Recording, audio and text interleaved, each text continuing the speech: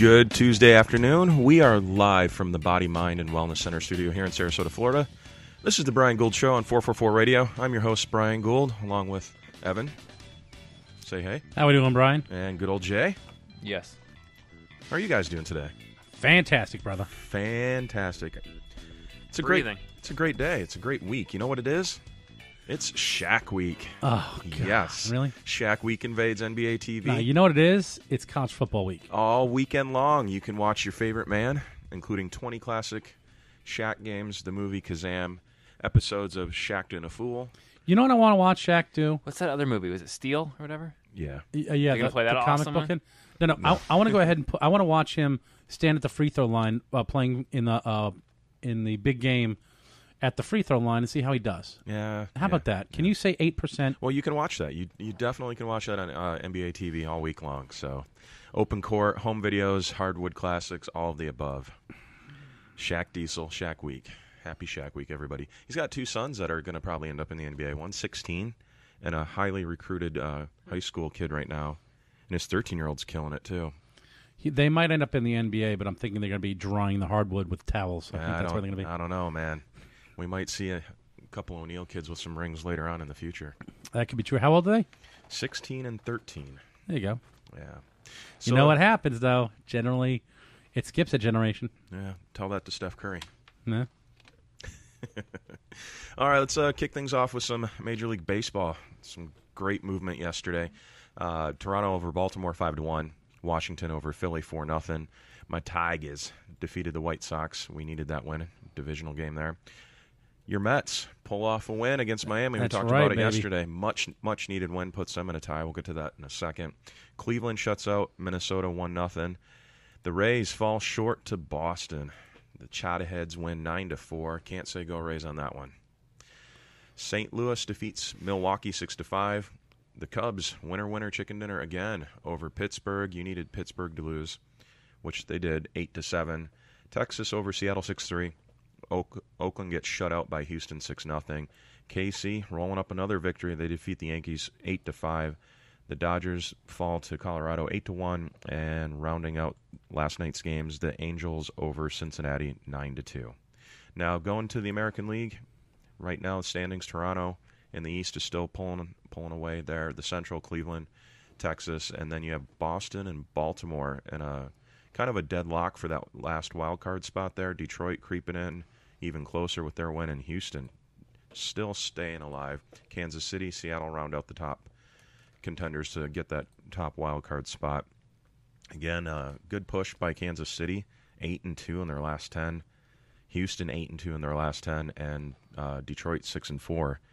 That's going to be a war all the way through. I mean, there's 34 days left to the regular season, and Boston, Baltimore, Detroit, and Toronto, they're just going to be a slugfest. Over in the National League, Washington still sitting on top in the East. The Cubs get their 83rd win. They're still leading in the Central. The Dodgers still keeping alive and staying ahead of San Francisco, not by much, though only 2 games. San Francisco and St. Louis round out the final 2 spots there, trying to get the wild card. Pittsburgh, Miami, and the Mets, slugfest. Yeah, the Mets gonna be right down to the last game, which they always are. Yeah. I've cried a couple times the last game of the year, usually against the Braves. But this year we don't have to worry about that whatsoever. Well, you know what? This week's crucial, like we were saying yesterday. If your boys just win out against Miami, that puts them ahead of Miami, and Pittsburgh's losing to the Cubs. So by the end of this week, come Friday, you could be knocking on looking good. St. Louis's door. Unfortunately, because it still is the Mets, and they can easily learn how to kill you very quickly. Meaning their fans, they can fall apart before you know it. So I will not be happy until we're like 3 or 4 games ahead, with like 5 or 6 games left. Well, any and everything's possible. It is baseball, and you have Seth Lugo on the mound today, and he's 1-2 this season. You know, this is the one thing. Sorry to interrupt, though. No. The Mets. Now we are only 3 games back now from the wild card, but we're really what the real thing is. We're only 9 games back now from from the lead anyway. So if we play well, which we have to play well, or else I don't think we have a chance. It's one of those things the Mets always have to play well. Yeah. They can't just win a couple here, win a couple there. So maybe when it's all said and done, Washington's going to be looking up at us, baby. That is wishful thinking. That is. But that's what I'm hoping for. 9 games. 9 games back with 29 to go, huge. right? No. 30. Let's see. 34 games left? Some of that? 20, 31. About 30. Yes. 31 games to go. 31 games to go. 30 games. 31. And my Mets are gonna beat up on Miami some more. And we'll just call it even. Might be Madden calling right there. Tell us. Say, hey, you're insane. Yeah. Yeah. I would like to see the Cubbies again.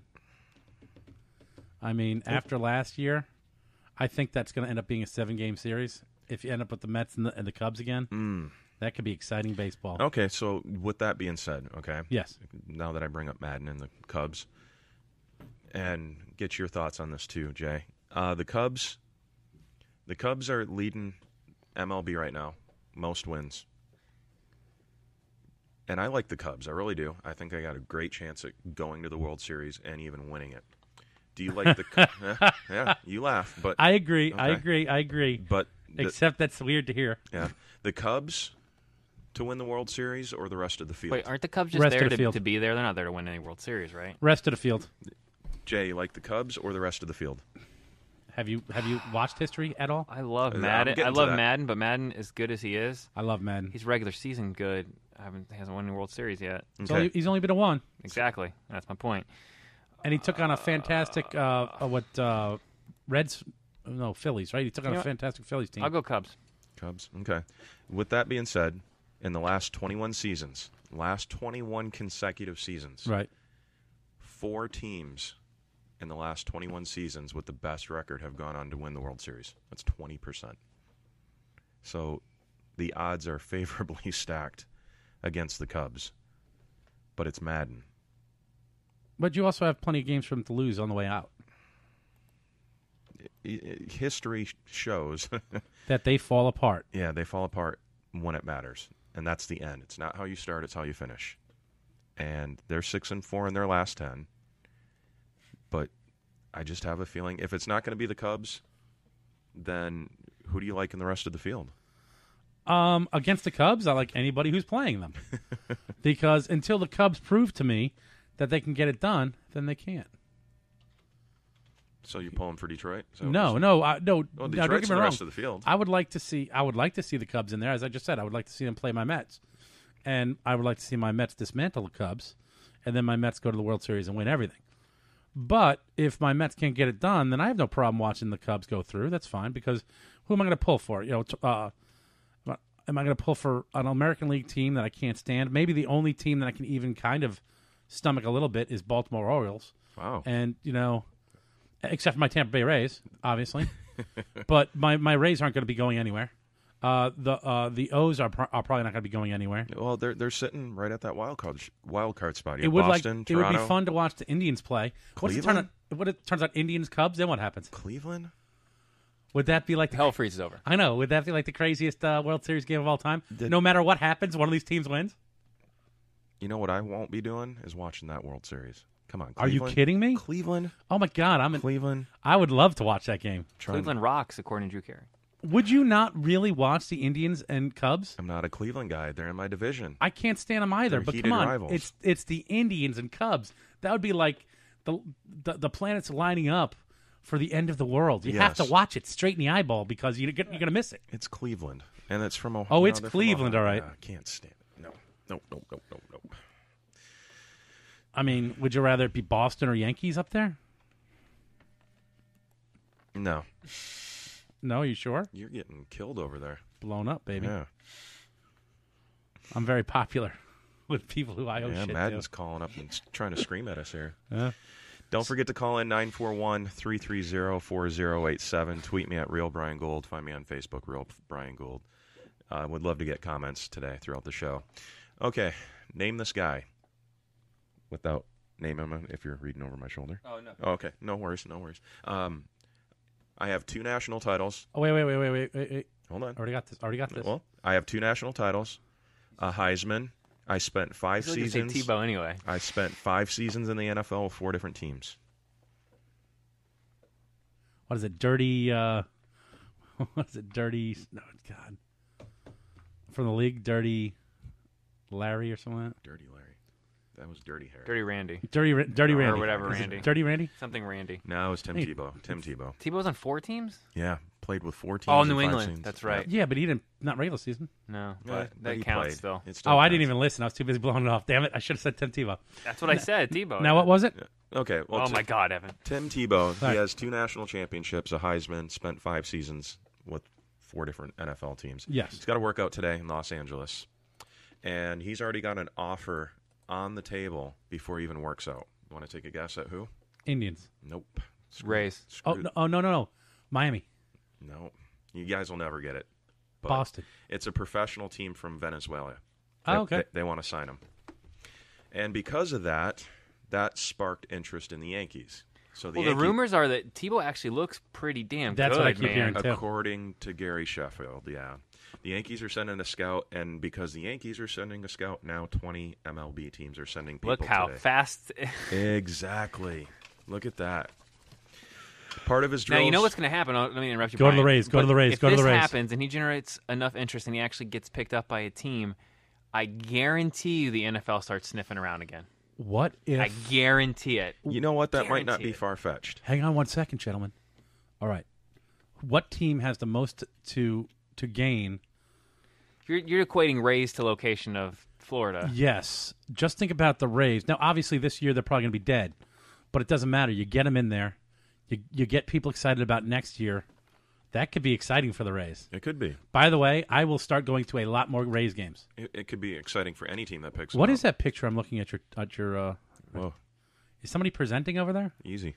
What is going on? Yoga. Oh, yoga. Okay. Okay. Part of his drills today he's going through will include a 60-yard dash. He's going to hit fly balls. He's going to catch fly balls, throw them to Does specific... he turn out to be one of the fastest guys on the team right off the bat? He might. He's got to catch fly balls, and they have to be thrown at specific bases for specific scenarios. And then, of course, hitting practice. And then after this practice today, this open workout, he's considered a free agent. So he's free to sign with anybody that wants him. I just want to laugh at people. He's going to absolutely kill it no matter where he ends You up. think this is a PR stunt, or you think this is legit? He used to play. He's a world-class athlete. He's got never die attitude, and people like him. And he's still in his 20s. He's still in his 20s. He's got time to and baseball you can play till you're even older than football. So Right. I mean, come on. Yeah, hands down. What position is he start? Well, based on his drills, based Outfield. on what I'm reading, yeah, a 60-yard dash and then catching a ball and throwing it to That's where I specific put him. bases. He's got an arm. Think him in left or right field? Oh, yeah. Is he fast enough for center field? He might even be. Hell, he's left-handed. Put him in right field. Yeah. That's where I would say Yeah. right field. Yeah. Yeah, Andy's got arm. He was a quarterback. I mean, Yeah, that's sure what- does. You know he can throw it. Exactly. He might not be they got to work on his accuracy, but you know he's got the distance. Throwing a baseball and throwing a football, two different things. Completely No, I know. different. I cannot throw a football whatsoever, but I could hit a dime with a baseball. Interesting. Football. I could throw pretty decent. Baseball. I've got the range and the speed, but Right. the accuracy was Yeah, always. I was a baseball player my whole Man. as a kid. See, I have the growing up. accuracy, but I think as fast as I could throw it, clocked was like 40 miles an hour, I'll tell you what. and that's like, it's like Now I used to catch, and early in my career they used to throw me out in outfield, and I always hated playing outfield because it was so boring when I was a kid. And I caught a one bounce very deep in the outfield warning track ball, and I scooped it and I threw it from the warning track to home plate, and we caught the guy running from third home. So right after that, I came in. I was like, my coach was like, "Hey, nice throw." I'm like, "Yeah, whatever. I don't care." He's like, "Hey, would you consider pitching right now? We need a pitcher." So I would pitch occasionally. Also, my only issue is zero movement on the ball whatsoever, You're right over the plate. but just straight up fastballs. That's all I would do. But when I was a catcher, I literally I could catch you going to second base, no problem what, because I could snap up and I'd get you to second base all the time. And I remember this one time I felt bad. Kid was stealing on third base, and I snapped from my knees. I threw it to third base. I snapped it to third base, broke the kid's hand. No way. Broke the kid's hand. Throwing third base. Holy cow. Yeah. So I can throw it pretty good. So someone like Tim Tebow, and I'm a nobody, right? Tim Tebow, I can see it. He would be able to absolutely kill it. I really do. I would really do think, and I think his accuracy with that would be throwing a baseball is easier than throwing a football. Yeah, to a degree, yeah. He's young. He's 29. He's almost 30 now.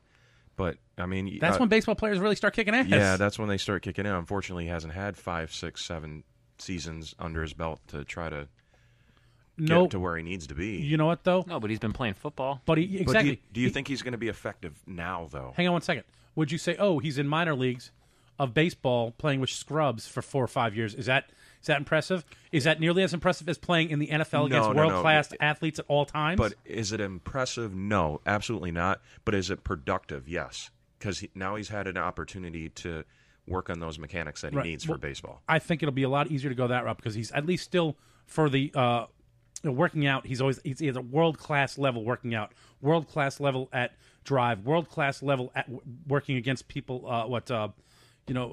people who are good at what they do and not scrubs. Right. Now you say, okay, well, and he was a very good player to begin with in baseball, period, because all-star and on world-class teams at his levels. So you go ahead, you give him a little time to get back onto it. I'm telling you, I could see within a season, he's killing it. I could see that. I mean, he played in high school. Yep. I mean, he's a big boy, 6'3", 245. 6'3". So he's going to definitely have power when he connects. Now, I would like to see that kid with a bat in his hand. You can watch him swing. Go to my website, BrianGouldShow.com, and you can see a video there. I just posted it. It's on my live Twitter feed as well, of him hitting the ball. And all right, Brian Gould. BrianGouldShow.com. And he's got power, and he's going to do very well. I think he's going to do great if the mechanics sort out. Best case scenario, he gets signed to a minor league deal somewhere. If not, then personally, I think he's going to end up on some type of. I think minor league for sure, minimum. I'm hoping that's the case. Did it this say guy. that he batted 490 something? Yeah, in almost high school? 500. Yeah. Almost 500. Holy Jesus! Yeah. Is that normal for high school? No, that's not normal for anybody. Well, I know not pros, but that's hitting the ball 6 times out of 10 every time you come to the plate. You would have to. I mean, listen. Remember the real Brian Gould Show, right? No, BrianGouldShow.com. How come I can't find it? Because you Brian spelled with a B, not an L. I hate you. You type L. Jackass. It went through this time now. But remember last week, Pete Rose was discussing about his Hall of Fame career, even though he's not in it, that all you had to do is hit the ball 3 out of 10 times to make the Hall of Fame. That's true. If Tebow can do it 5, and that's the Hall of Fame. That's not being a productive, good player. Right. And this kid was hitting it 6 out of 10. Of course, now they changed the video on there. I'm trying to get it sorted out here. To see that, yeah. But Tebow definitely has an opportunity to make something in baseball. You know, Gary Sheffield's really, really high on the guy. He said that... and that's a great person to have high on you, I'm telling you. Yeah, he spent a lot of time with him in the cages. So I hope for his sake that something does come out of this, whether it happens or not. It's yet to be seen. But if he doesn't get at least to the pro level, the minor leagues would be really good for him. But, bringing him to any pro team at this point would be an advantage for money to sell tickets and sell out your stadium.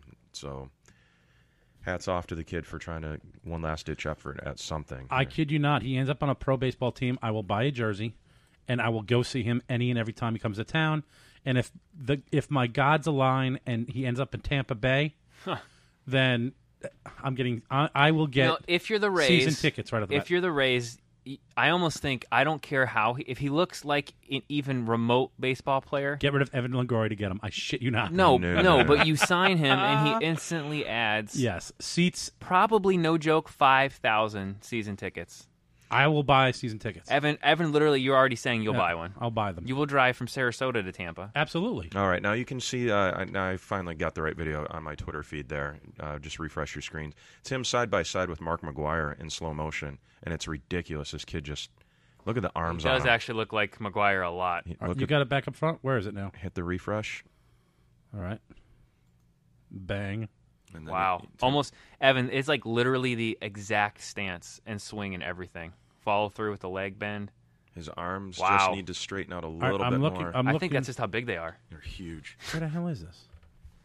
Evan doesn't know how to work the internet. We apologize. Oh, there it is right there. Okay. Go up. I'll go up. All right, hang on one second. I'm very People excited. are listening. Can't hang on. I'm very excited. All right. Tweets. Love it. Almost there. You guys Getting need to there, get up guys. and check Sorry. this out. Yeah, this is good stuff. Slow motion side by side video with Mark Maguire. It's ridiculous. What I'm seeing in his swing. Tryouts today? Yeah, he open workout. Yeah. Oof. Wow. Watch Tebow's right arm on the follow through. It's still slightly bent compared to Maguire's. Watch this slow motion. All right, He, we're Holy watching. he starts cow. bending the elbow. By the Yeah, way, so is Maguire's a little bit. Maguire was a stacked guy, but I don't know. Was he as stacked as Tebow is? No, Maguire, another 10 years from now, when he's older and all roided up, is way bigger than he is Yeah. there. Yeah. That's got to be Maguire inside probably his first No, 2 he- or 3 seasons. Yeah, he looks I think he's wearing an. Isn't he wearing a? A's jersey. Yeah, that's an but A's I'm jersey. saying Maguire weight-wise, handedly, is probably about 15, 20 pounds lighter than Tebow, yeah. at that point, you know. Man, that kid. That's gonna be awesome. You know what? What's the down there? Are you telling me with all the baseball players that play, you can't find somebody? You have to. I mean, you have to. You have to. Well, guys, we're going to take a quick break. After the break, we are going to talk NFL news. There is a ton of stuff to cover. Missed a big story that I want to talk about yesterday. We'll get to it today. This is the Brian Gould Show. We'll be right back. Yeah.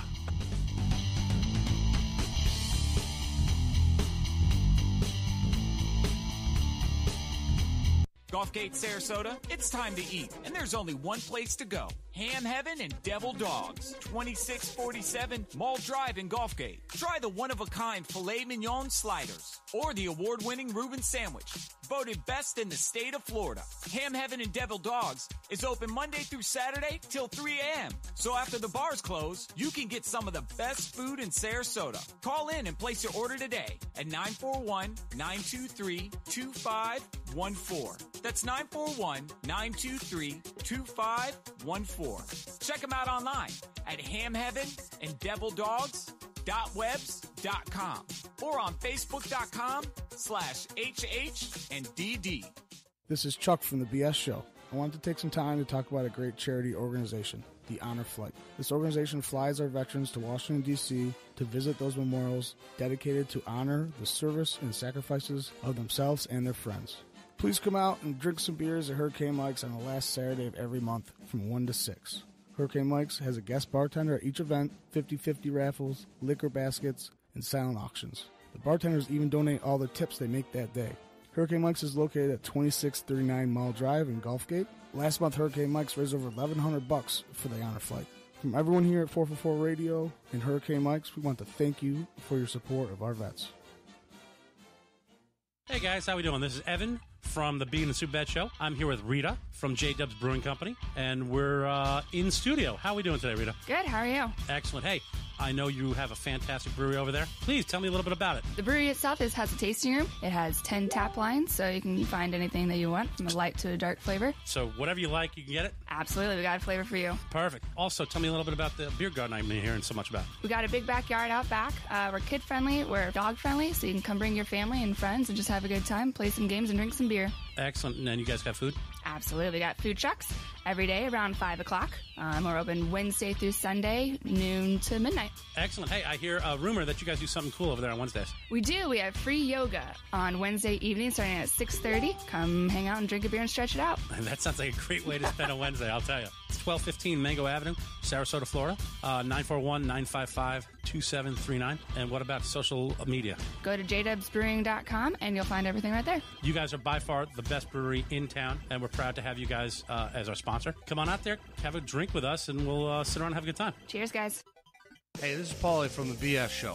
When I'm out and about, having too many, it happens to us all, there's only one cab service I call. It's my ride. 941-400-6606. No more 3-time surcharges. No more drivers that don't speak English, don't know where you're going.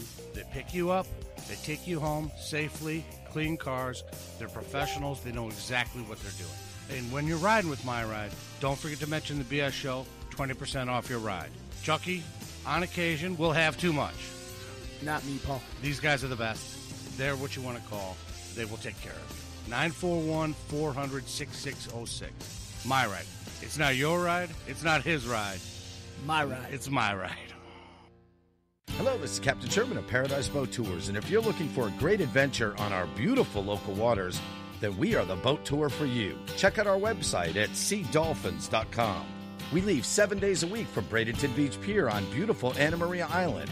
It's fun for the whole family, and yes, we see wild dolphin 95% of our tours. Paradise Boat Tours. Call us at 941-465-8624. Like us on Facebook or go to seadolphins.com.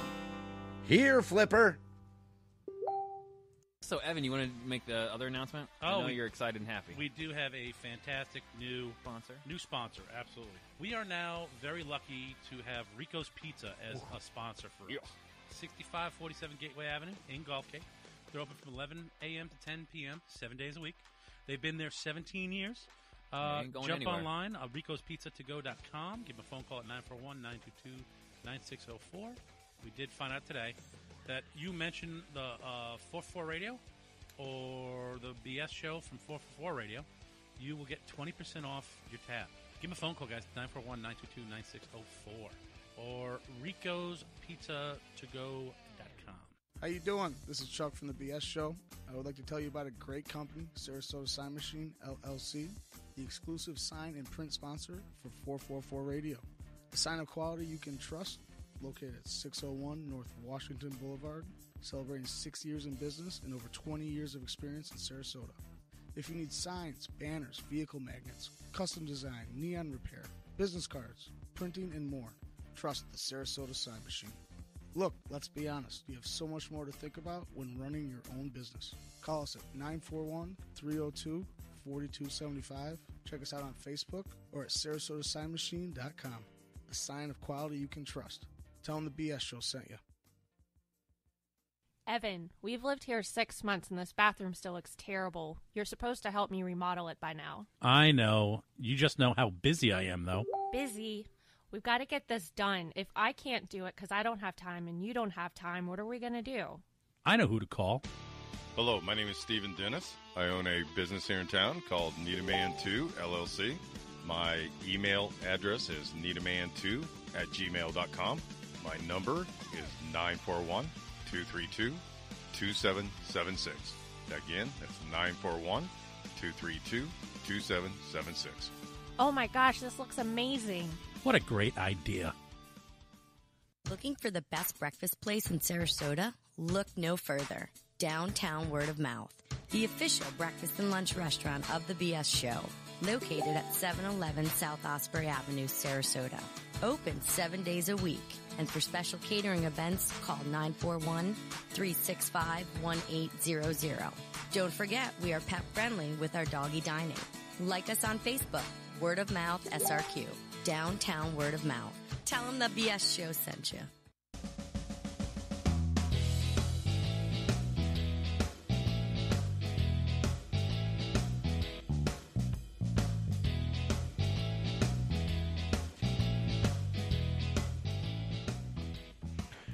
Welcome back to the Brian Gould Show here on 444 Radio. Tim Tebow. Good old Timmy boy. Timmy boy, Timmy boy. Let me grab some Dallas Cowboys news here. I missed this yesterday. It's a smidge old now, but it's still relevant. Ezekiel Elliott, rookie for the Cowboys, was seen in a marijuana shop in Washington when they went to go play Seattle. Washington? Yeah. It's legal in the state of Washington to buy, but Ezekiel Elliott didn't buy. He just went in there out of curiosity, walked around. So what's wrong with that? Yeah. And is it okay or is it not okay? 100% okay.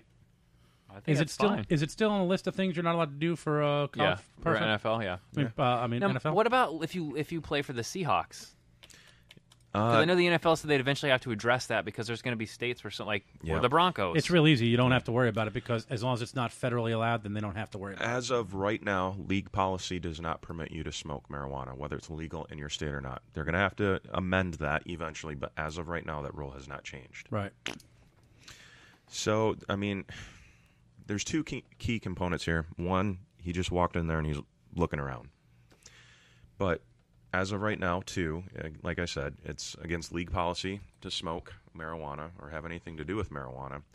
But it's okay for a doctor to prescribe steroids, but illegal for the athlete to take it. I know, right? It doesn't make any sense at all. Not at all. This whole...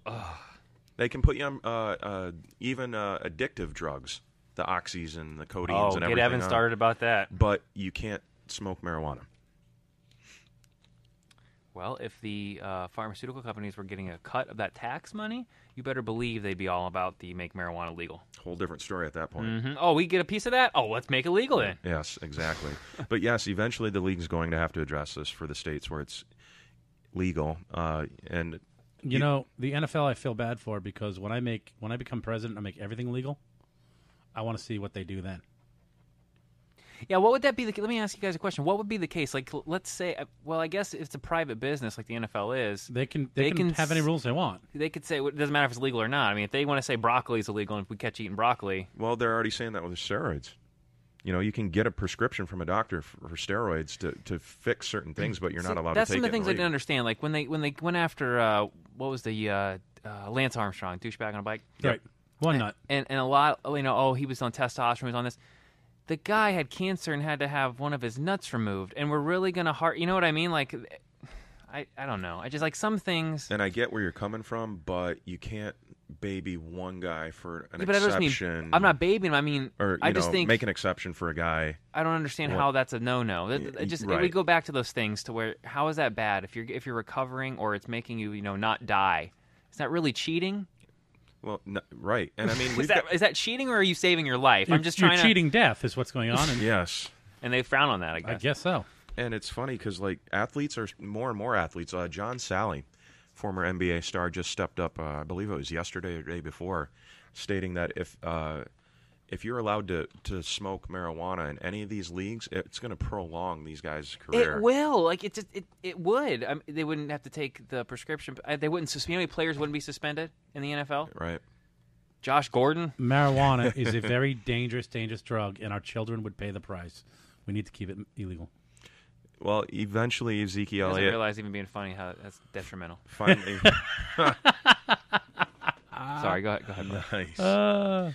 The running back did finally address the issue. He said, I didn't really think about it before I went in, what the repercussions could have been. It wasn't like I was trying to hide anything. I took pictures with people. I wasn't like I was up to no good. I don't understand. Sorry, it was a bad decision. I don't get how I could give him a hard time. It's legal where it is. If he didn't go in and hit the bong and everyone's in there watching him and he's taking pictures. He's just walking around. Go to a museum, you know what I mean? It's like the same thing. Isn't it more dangerous to be at a party? Yeah, wouldn't you rather him actually there? Doing it? Yeah. God. I mean, I guess it's the perception. I mean, not to compare it this way, but imagine your pastor walking into a strip club. Oh, I didn't buy any lap dances. I just looked around and then walked back out. Trying to save souls. I'm fine with that. I mean, very poor trying comparison. To save souls. Going to hell for that, I'm sure. But again, he just walked around, looked around. Owner Jerry Jones was disappointed with the decision, but. Again, it's legal, and I think he takes his 9 pain pills. Yeah, no kidding. I mean, any state that has it legal to buy, players and people are going to walk into these places and look around. Perfectly legal. Yeah. Does he? You're worried about what's legal, what's not legal. Do you take all kinds of when you go to your accountant every year and you do your voodoo to make sure you get better Jerry taxes? Jones, exactly. What about that? Right. Should the players all frown on that decision? No kidding. And it's not just the legality part of it; it is the perception. Like you have your players walking into a marijuana shop.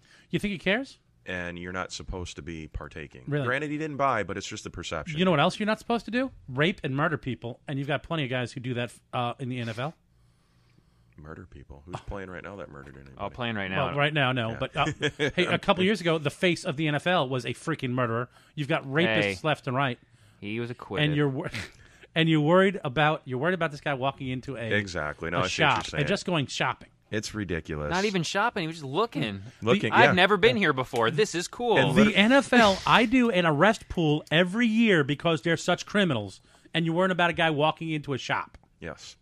It's unfortunate. I guarantee you 15 people at least. There was fans that 15 actually times. recognized who he was. He's a rookie. He's yet to play a season in the NFL, and that people are walking up to him and say, "Hey, can I get a picture with you?" And he's like, "Yeah, sure, not a problem." Inside, and then outside. they sell it to TMZ for $5,000, and that's they go, exactly, "We got him in the pot shop." That's exactly where it went. Dicks. There was a video. A fan actually recorded him. What assholes! Yes. I hate technology. He had his back to him. He was at a display case. He's looking down, just kind of looking at stuff at the wall, and a fan walks up behind him. That's not me. And is about 6 to 8 feet away and gets a side profile shot, and then he looks over and just kind of gives a quick wave and then goes back to what he's doing. Like, hey, I'm here. I'm not hiding it. I'm just hanging out. So what? What? Maybe he was looking for a pipe for his tobacco. The fact, which he's allowed to smoke. The fact that he.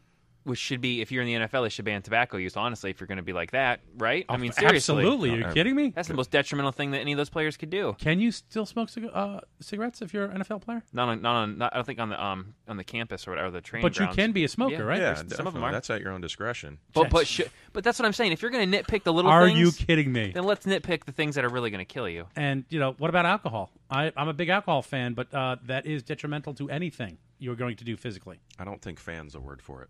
So... Who, me? Yeah. Super fan. Well, fan means fanatic. I mean, I'm kidding. I hate you. No, you're not.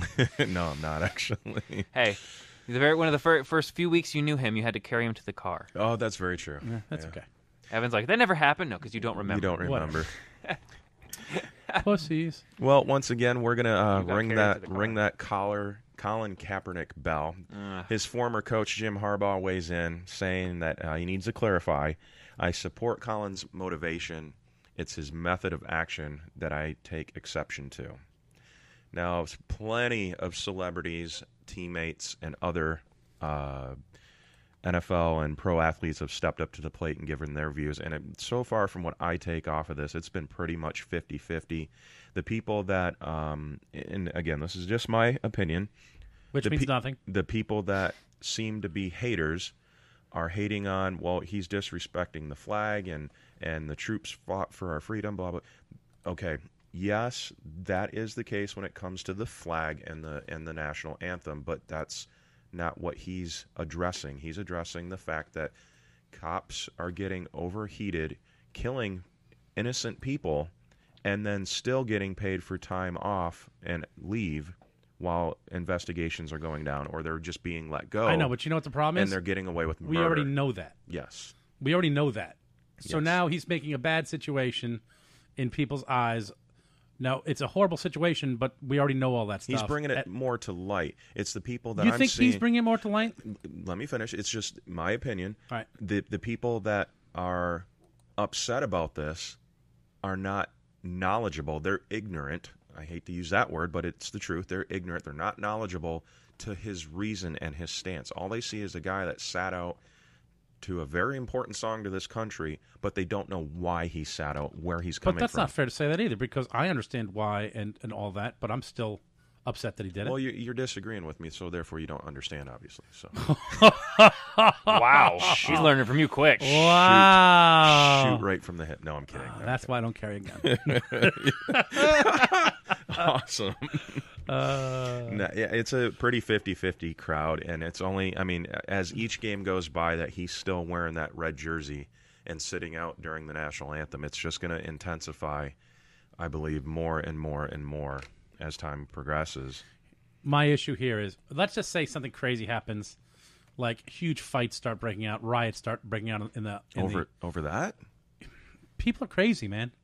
People are crazy, and the one thing they are crazy about is pride in the country sometimes, and not rightfully. I mean, over in bad ways, but I can see people going crazy about that stuff. Yeah.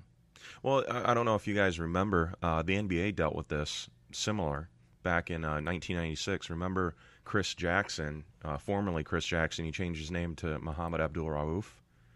He opted to stand or not stand during the Star-Spangled Banner in the beginning of games because the country's history of oppression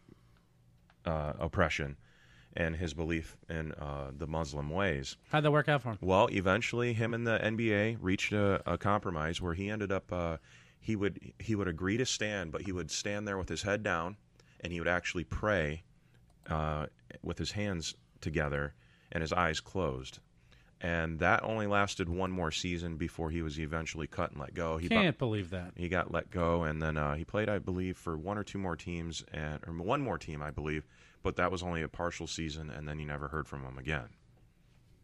So is that what's going to happen here with Colin? I mean, there's a lot of money on the table if he stays, and there's still a lot of money on the table for the 49ers. They're on the hook for a lot of money if he goes. I mean, if you cut him, you still got to pay. And if you trade him, are you wanting to bring that type of animosity you've to got your four to your things team? on this planet that go together. USA, the flag, whatever, any way you want to say USA. Okay. Apple pie. Okay. Baseball, and NFL football. Okay. Those are four of the most American things we have, period. And to disrespect something that's such major with that, I think they made a whole movie called American Pie where a guy humps the pie. Get over it. That's how much we love the pie here. Is it that disrespectful, though, to have an opinion on something? No, it's not. You're missing. It's not the opinion that people have a problem with. No, they don't understand that there's an opinion that there is to have. No, but the opinion you that have the problem understand. with it don't realize that people wouldn't continue to talk about the bad situations unless someone did that, and they had to do what they have to do. God. So stupid. So stupid. You are, I know. It's terrible. I hate you both. It's not what he said. What he said, I commend. That's No. absolutely fine. Right, but if he would have said it in any other way, it would have got no attention, which leads us back to he had to do the way he had to do it. It's not true. Anyways, well, it's going to be fun to watch over the next few weeks to see where this goes. And if he's still wearing a Niners jersey at the end of the season, I honestly wouldn't be surprised. I really wouldn't. I told you about that clause, though. Yeah, they're going to get rid of him for. They don't want to pay a guarantee on top clause. of it, now you're talking money, and now they can use this to get rid of him on top of it. Yeah, they're still going to have to pay Which something. is exactly. So now they owe him the $11 million this year, no matter what. Right. But that's another $25 that they can save if they release him midway through the season. And you know what type of PR that's going to get? You let a guy go because he had his own opinion. That's on why you something. let it go a few weeks or halfway into the season, and then he's and hope Okay. and pray it People dies have down. murdered people and still are the face of the NFL. They don't care. Do not care. No, but if you're Tim Tebow and you're a clean-cut good That's guy, right. they'll You're run you gone. right out of town. So so they don't they don't care. They don't care what he said. They don't care what the NFL does not care what he said. They don't even think about it. They're just pissed that people are upset, no matter either side, because they want more money. Well, it's funny you keep bringing up that murder thing because isn't that like a Florida thing? No, he's not a Florida thing. Yeah, sure it is. Aaron Hernandez didn't come from Florida. New England. Yeah. That's But a New where did he England come thing. from? That's a New England thing. Oh, I can't remember. What Jay? I don't remember I'm where he drawing went. a blank. I don't remember. What college did he I don't go remember to? where he went. I don't know remember where he was born, Yeah, no yeah. kidding. I think he was born in was it Connecticut or something like that? I have no idea what murderous By the area way, he you'll comes get from. no help from me slandering my Gators, sir. Man, you guys got all worked Well, up. when you get to New England and all you do is cheat and no one cares what you do, you end up murdering people because you think you're supposed to. That's true. You cheat everything. Damn, next, that- next thing you know, your best friend has a bullet in the face. you know what's super and he's sad? got to sue you. That dude's only 26 still. Is he really? All Are those you murders serious? and only 26? 26. We'd still be playing. What a dumb. Just, What an idiot. He'd be playing for a very long time because, Yeah. by the way, he was a pretty goddamn good player. He was. Yeah, he was. If you want to talk about pure physical skill, No kidding, right? Holy crap, he's better than Gronk. Yeah, it's like that murderous spirit. I mean, Never say die attitude. Oh, wait. except when he says die, literally. Well, the Browns cut Paul Kruger yesterday. It's unfortunate. That's one thing he never did. He never cut anybody. By the way, he was too busy shooting. born. Hernandez was born in Connecticut, That's what I said, Connecticut. Yeah. Thank you. How about that? Bang. New England area. Yep. Actually, that means when he was down here, he was good, and then when he went back home, That's right. he murdered people. See, being a asshole is an asshole. Sounds like Florida saved him for a few years. Actually, quick No, inside one story. of the Tim killings Tebow with his happened roommate. here. True story. I won't name names because I know people, but I had a former friend who went to Florida during the same exact time as Tebow and Hernandez and was at a couple parties with them. And on more than one occasion, Hernandez got out of control Timmy had to help, right? and was going to murder people at a party, getting drunk. And they would call Tebow. Tebow would show up and literally grab Hernandez, and that was about the only person that could control him. He'd be like, "Let's go, buddy!" And he would roll out. He would sign autographs to everybody, high five That's everybody. why they made them and he would roommates. roll right on out of the party with Hernandez. Unreal. They made him roommates just for that reason. Can you imagine that, though? I mean, that's No. literally they had someone follow, like, hey, get Tebow here now. Hernandez is losing it. Okay. So you throw up the bat signal. For Yep, him to and say Tebow would bye. show up, and everyone would be Jeez, distracted. man. Tebow's I here. think it was just a cross, and he came how, flying in. yeah. How does this get overlooked? How do you get drafted? Once again, the homeless guy helps with the draft picks for some of these teams. Yeah, no kidding. I right? swear. Scouts for 90% of the teams need to be fired for stealing money. Jeez.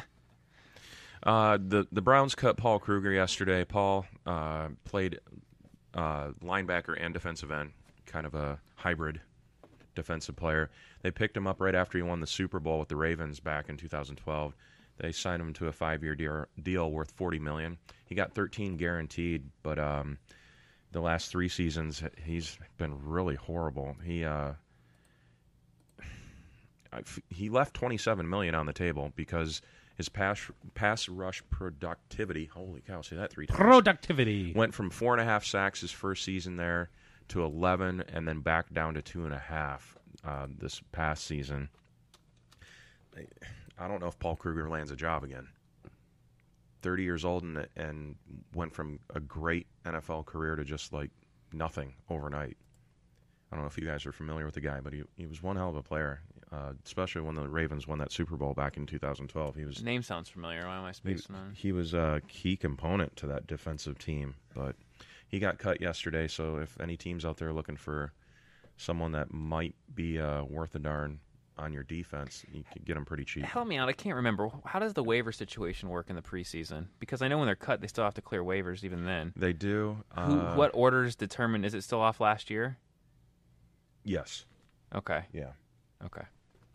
Because there's a couple people. There's a couple cuts I've been watching. There's a couple people I would like the Dolphins to try to grab, but there's a bunch of teams in front of them. Sassy defenseman sitting there for you. We traded Chris McCain to the Saints last night. No way. We took an undrafted guy and traded him for a 7th-round pick. That to me, that's a win. So. Oh, okay. Well, don't you think? Don't waste a draft pick. Have a guy, then you trade him for a draft pick. At least get one. Even back. if it's a 7th, you got something. You got something. No, I agree with that. He was. Agree. He had one good game out of 2 seasons. In this very first game, he sacked Brady twice, blocked a punt, did all that, and everyone thought he was the second coming of Brian Cox, and then nothing. That was it. Yeah. Oh well. Joey Bosa finally has signed. The Chargers announced yesterday that they got the rookie's head out of his butt to sign a 4-year contract. The details haven't been announced by the Chargers, but there's an insider that says that he got $25.8 million with a $17 million signing bonus, which is the largest upfront bonus in Chargers history for a veteran or a rookie. Longest holdout in 8 years also. Yes. And you know what? This kid has not stepped on the field. When people hold out, I hope they fail. Is that bad? No, and I was just about to say that, and especially this kid coming from Ohio State. Sorry, Statey. Exactly. Do you know why he held out? Offset language. He didn't want to. He didn't want to agree to certain clauses if he, sucked or if he didn't show. You know what I mean? That he'd lose his money. He didn't want to agree to those. So that's why he held out. Exactly. And you know what? It's guaranteed. Now he has. Yeah, he has the largest signing bonus. Yes. Since they redid everything. Yes. Yeah. And this kid hasn't played one practice, one down of any preseason game, and they think he, and hopefully, is good to go for Game 1 of the regular season. What about the Giants with Manning? That was crazy when it was going on. He refused to sign with the team that he was supposed to sign with and said either send me to the Giants or I'm not playing. Yeah, that was the Chargers. Chargers drafted him. That's right. They swapped him for Ryan That's why Leaf. I never liked Archie Manning. Was the boss of his son. My son will not be playing there. He orchestrated all of that, but that was the best thing that could have possibly happened for Manning. I don't think so. I think having a Manning rivalry where they were both in the AFC and they were always playing each other would have been so good for the NFL. Well, the whole "I don't want my sons playing each other every year" excuse. There was a reason. I get it, and you got a crapshoot for the biggest stage on the planet. Well, for the Super Bowl, because up until last season, Eli actually had 2 rings. Yeah. And Peyton had 1. And Peyton got there 3 times. I mean, you were going to get a Super Bowl at least one way or the other out of those kids. He wanted it against each other. That was the dream. They wanted a Manning Super Bowl. That would have been pretty badass. That would have been great. Yeah. And unfortunately for Peyton, Eli would have won that because he just turns it on for some reason. You know what? My knee-jerk reaction is to agree with you on that, but Eli knocked off an undefeated Patriots team, okay? I won't get into the whole cheating aspect of it, but that team was hot. Randy Moss, I mean, that team was unbeatable. That's what I'm saying. You can't. Do you think Eli wouldn't have beat Peyton? I said Eli beats Peyton. Oh, you did say that. I said Eli beats Peyton because he gets hot in the Super Bowl. Misheard you. Oh, okay. no. I got you. No, Eli, that's the way I've always described it to people. Peyton is the two brothers. Peyton is the one that loves football, but he has to work harder. He studies. He learns the game. He's like always work. Eli is the dick younger brother who the gift just falls naturally in, and he's lazy and doesn't really want to apply himself. Yes. And when he does apply himself, which is the playoffs, it's like, who the hell is that guy? Right. But during the regular season, it's like, He only has Give to me my show money. up for one game out of the whole season. Right, and when he does, you're like, if What he the played hell? like that every week, he'd be the best quarterback ever, but Yeah. he's lazy. He got And his mouth's always open. Got into the Super Bowl, and he outthrew God in it one game. Like, how do you Dude, do those that throws- seriously? Both times he won. That Jeez. was ridiculous. Yes, against You know what? You can give the what's his name that did the helmet hand catch on Yeah. the first one. You can give him more of the credit, but the second Super Bowl where he Plaxico? no, it was Victor Cruz. No. Victor Cruz. No, Nope. no, not Cruz. I can't think of his name right now because he ended up retaring just like 2 seasons after that. I thought it was Cruz. It was not. It wasn't Cruz. I can't remember. It'll come to me. But the next Super Bowl when he hits Manningham on the sidelines, that's one of the best throws I've ever seen in any football I've ever watched in my life. I mean, the pinpoint. It was a great catch, but he hit Plaxico to win the game. But David Tyree. That's the name. I knew it would come to me. Yes. Just give me a minute. Nicely done. And he dissected that defense in the Super Bowl the second time against New England. I mean, New England once again favored in that, and he just showed up and he's like, "Oh, I'm That's here to why play a game." I think the second one's more important because the first one you kind of you caught him off guard or whatever, you know what I mean, kind of a Right. thing. But in the second one, everyone in the world was like, "Oh, New England's going to win this game because of the last time," and he just did the same exact thing They again. led almost that whole game too. Oh, you know what? They Though didn't- we made that argument the other day. You're good, but if you're not, even if you're getting lucky, like that was obviously a lucky play to get you there. But if they're down by 14 points at the end of the game, it makes no difference. No, not at all. If they're getting killed, so if you keep them in the game to begin with, then that's a reason to win. Right. It's just the way it is. Staying with the Chargers, they cut veteran James Jones after signing him 4 weeks ago. Jones, I feel bad for that guy because he's been around for 10 seasons now. I mean, he had a good run in Green Bay. And at best, in his position right now, if he's going to catch a ball anywhere, it's going to be from the third or fourth receiver spot. And those spots are tough to get because usually those spots go to like special teams, returning a kickoff or returning a punt or something. And he's up there in age. He's played 10 seasons. He's a little banged up. And he's a little speed challenged at his age. I mean, I don't know. Is there a place out there for him, or is his career over? Evan? I don't know. That's a good question, especially because he is getting up there, and he has been hurt a couple times. Well, last year everybody kind of said he was done, and then His knees are Green still Bay good, called right? him back up again. Yeah, Well- he didn't mess a knee up. He's still got good knees for the most part, right? Green Bay called him back, but then he went to Oakland, and Oakland was like, "Yeah, you're not going to work in our system," and they let him go, like 16 months ago, 18 months ago, not too long ago. Yeah, but didn't he finish? I thought he finished last season with Green Bay though. Mm-hmm. That's what I'm saying. Like, 'cause I don't know why Green Bay keeps letting him go again. I mean, he's always Aaron Younger- Rodgers' favorite well, target. Younger receiving core, and they're faster, so it's time to move on. That's what they're You doing. got to take reliability though too. You would want to take reliability / consistency, And but not even that. You need to bring the young guys in and give them a shot to prove themselves. Yeah, but I get it, but you want somebody. You want somebody that your quarterback feels comfortable with at all times. So even if he only throws to him 1/3 of the time, he's still going to be happy about doing they it. have 3 young guns there that they can use, and That you hope turn out well. You hope, exactly. And James Jones can't find, even a mentorship. One I of- was going to say, Whatever I don't happened to- understand mortgaging the farm on a hope that the next thing will be. You know what I mean? One of the hands 'Cause is it's supposed to Aaron two in the bush. Rodgers. Remember? It's right, exactly. But it's Aaron Rodgers. He'll find a way. That's true. You know what? Just get to that generalization of the field, and I'll get you the ball. Just get 1/2 step in front of whoever it is defending you. I'll get the ball there.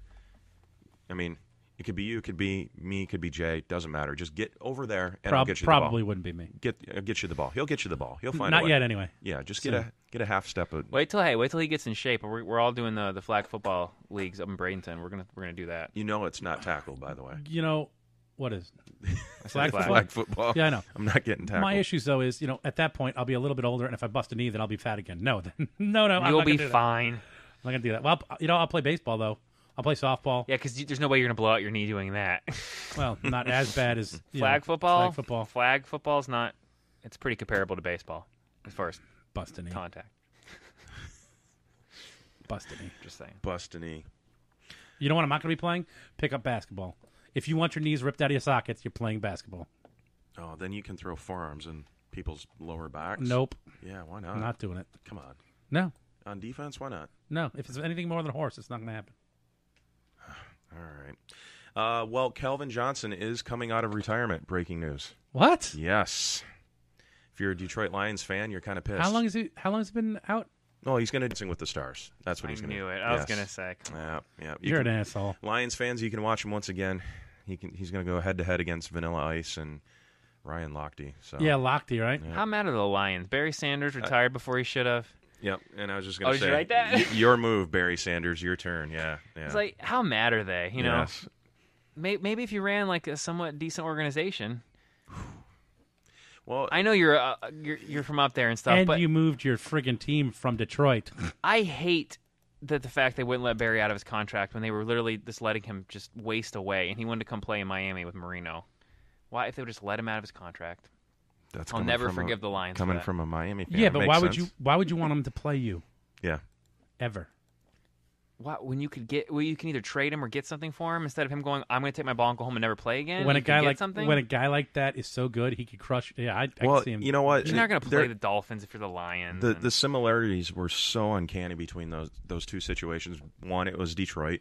Two, they were both Pro Bowlers. Calvin Johnson was one of the best ever. Hall of Fame careers, and they were on records to break their positional. Yeah, and they just walked away. And Barry's just like, hey, I'm banged up and I'm tired of this crap and I'm gone. And that's exactly what Calvin Johnson said. I'm tired. I'm hurt. And before I end up in a wheelchair, it's not worth it to go 5-11 every year. No. And you know what? I respect that. Yeah. Absolutely. You know what though? I have no issues but here's with the that difference: whatsoever. you're banged up and hurt, but you're Calvin Johnson and you play on the Packers. You're not as banged up and hurt. Well, Do you know what I mean? He had a really bad finger on his left hand from catching the ball. Mm-hmm. He kept getting dislocated and kept getting injured and kept getting injured. I still think it has to do with the team. I'm not even trying to be funny to your team. I'm saying if you played for like a Steelers or a Packers that just seem to, no matter what, always trot out a winning product, carry less weight. Yeah, so even if you're hurt, you're like, You've got better defensive people. You've got better offensive people. You don't have to work so hard. Well, you know what? They don't have to go to you every time. And I hate to be cliche about this, but on paper, man, there was a couple seasons that team looked like would be a 12-4, 13-3. Stafford's just. And you know what? Stafford spent too much time on his ass. He kept getting sacked. The one good season they had 2 seasons ago, they ran into the Cowboys. And a ball goes to Calvin Johnson. He gets raped before the ball gets to him. They throw the flag for pass interference. This is on the last drive of the game. And then the refs come to a little huddle, and then they come onto the mic and say, oh, we're picking up the flag, no penalty. And I'll never ran forget him right when off the Calvin field. scored the touchdown and then set the ball down as he got up to celebrate, and they said he didn't complete the catch, so Yes. no touchdown. I and you're mean, like, what? That how? was Now- a catch. No, I think Stafford's a pretty decent quarterback. Yes. I just He's think above average, but he's not He has elite. an issue with his line, and you're absolutely right. He gets killed But he has way too much. He has a gunslinger mentality. He does. And you know what? Well, he comes out of the SEC. What do you expect? He could be one of the elite. Brett Favre, that's fine. If they had a line. But they don't, so therefore he'll never get Believe that me, recognition. from Miami, I understand. Yeah, right, exactly. I mean, and because of that, he'll never get the recognition that he should have had. Like, I don't think Tannehill's elite, but I think he's an above-average quarterback Absolutely. that can't get 1 second to throw the ball, so he gets flattened like a pancake every time he touches the ball. And then he Which looks like... drives me nuts because it's always his fault. and then instantly And it's you the know what quarterback's sucks? fault. You know what Exactly. sucks too is all the stats that are against the quarterback, even though it's not their fault. He could throw it to your hands and you could drop it every time, and That it's the too. quarterback's Yeah, fault. oh, it's a 2 laser throw in there. That sucks. And it doesn't, those are the stats that don't get recorded. The drop passes, the gimmies, my line. I have lookout blockers on the line. What's that mean? Oh, when the guy runs past me, you're yelling, "Hey, quarterback, look out!" I didn't block him. and right off the bat, when you go to grab it, and these guys just are starting to run before they even grab. Just hold the ball first and then run, And then worry about all it. day Yeah. long. So you would have to take in that into consideration that between the drop passes and the lookout blockers, that 25 to 30% of the things that go wrong with the quarterback is on that right there, between drop passes and lookout blockers. And if you could cut that in half, how much better Tannehill would be, or, Well, look at people don't realize it. Look at last year, the Seahawks. For the first 10, 12 games of the season, they were garbage. Russell Wilson had terrible numbers. He was getting sacked every other play. They made a change on the offensive line, and then it was like a whole new quarterback was born. Offensive line is probably your most important spot. And what overall? Your left tackle. And it seems to be the most overlooked at times. It is. It really is. You see defensive players getting drafted all the time. All the time. You got to think it's easier to be a defensive player than an offensive player. Defense is attack, attack, attack. They're coming at you. Offense, you have to, you know what I mean? Try to stop everybody. Yeah. When you're defense, when you're defense, you're just going. You are one guy. 11 just to get 1 to the ball, no matter what happens. Yes, it's exact opposite the other way around. I mean, you've got your linemen who have to literally stop 1 to 2, and sometimes somebody doesn't get picked up 3 people. Right. It stinks. And then the second you're good at your job, you're double teamed. Yeah, and so then now you're being plowed twice. It stinks. Heaven forbid if you know how to do your position or play your position, and those defensive players. I know when I played for just a minute, I couldn't hack it. I was a basketball guy at heart. The minute that you are on defense and you line up, I'm not looking at you. I'm looking right over your shoulder. That's right. All I got to do is tweak one way and watch you go with that tweak, and then I'm looking right past you. I'm already past you. I'm visualizing tackling the running back or the quarterback. You're not even relevant. You're just an obstacle that I'm going to go around. I'm going around you. And to have that mentality, 11 guys on the other side of the field just thinking that, man. Not to mention defense. You guys, on offense, you've got to come back. On the offensive line, you've got to drop back to take them. Where on defense, you just get to just plow forward. Humble people. No matter what. Yes. Just that alone, having to deal with it on your toes going backwards as opposed to just putting your whole force forward. It just sucks. It's a rough position, and they play the longest. Oh yeah, yes, which is they funny. Do. Oh, yeah. They really do. And you would think that being on the field a little bit longer might help, and in a lot of cases it doesn't. Well, I mean, play the longest like overall. Linemen play 10, 15 years, Mm-hmm. Yeah. which is insanity. And think about every it. touch They're of getting the hit ball, on every play. they get hit, and not even hit. They're battling to get hit. That's their reward, is to get hit. Because realistically, they're trying to stand up as long as you can and hold him up as long as you can. And he's not just trying to put him on his ass. Because if you just put the guy on his ass, he's going to step back up, cut to the side, and go around you at that point. Yep. So now you're trying to just hold him, and then, because you're very lucky, then you finally get plowed. And you're like, this, really? This is what I do for a living? No plowing. And then no one here. cares about me at all? All right, guys, we're going to take a quick break here. We have some more NFL news. We'll touch on NASCAR a bit and some NHL. NASCAR. This is the Brian Gould Show. We'll be right back.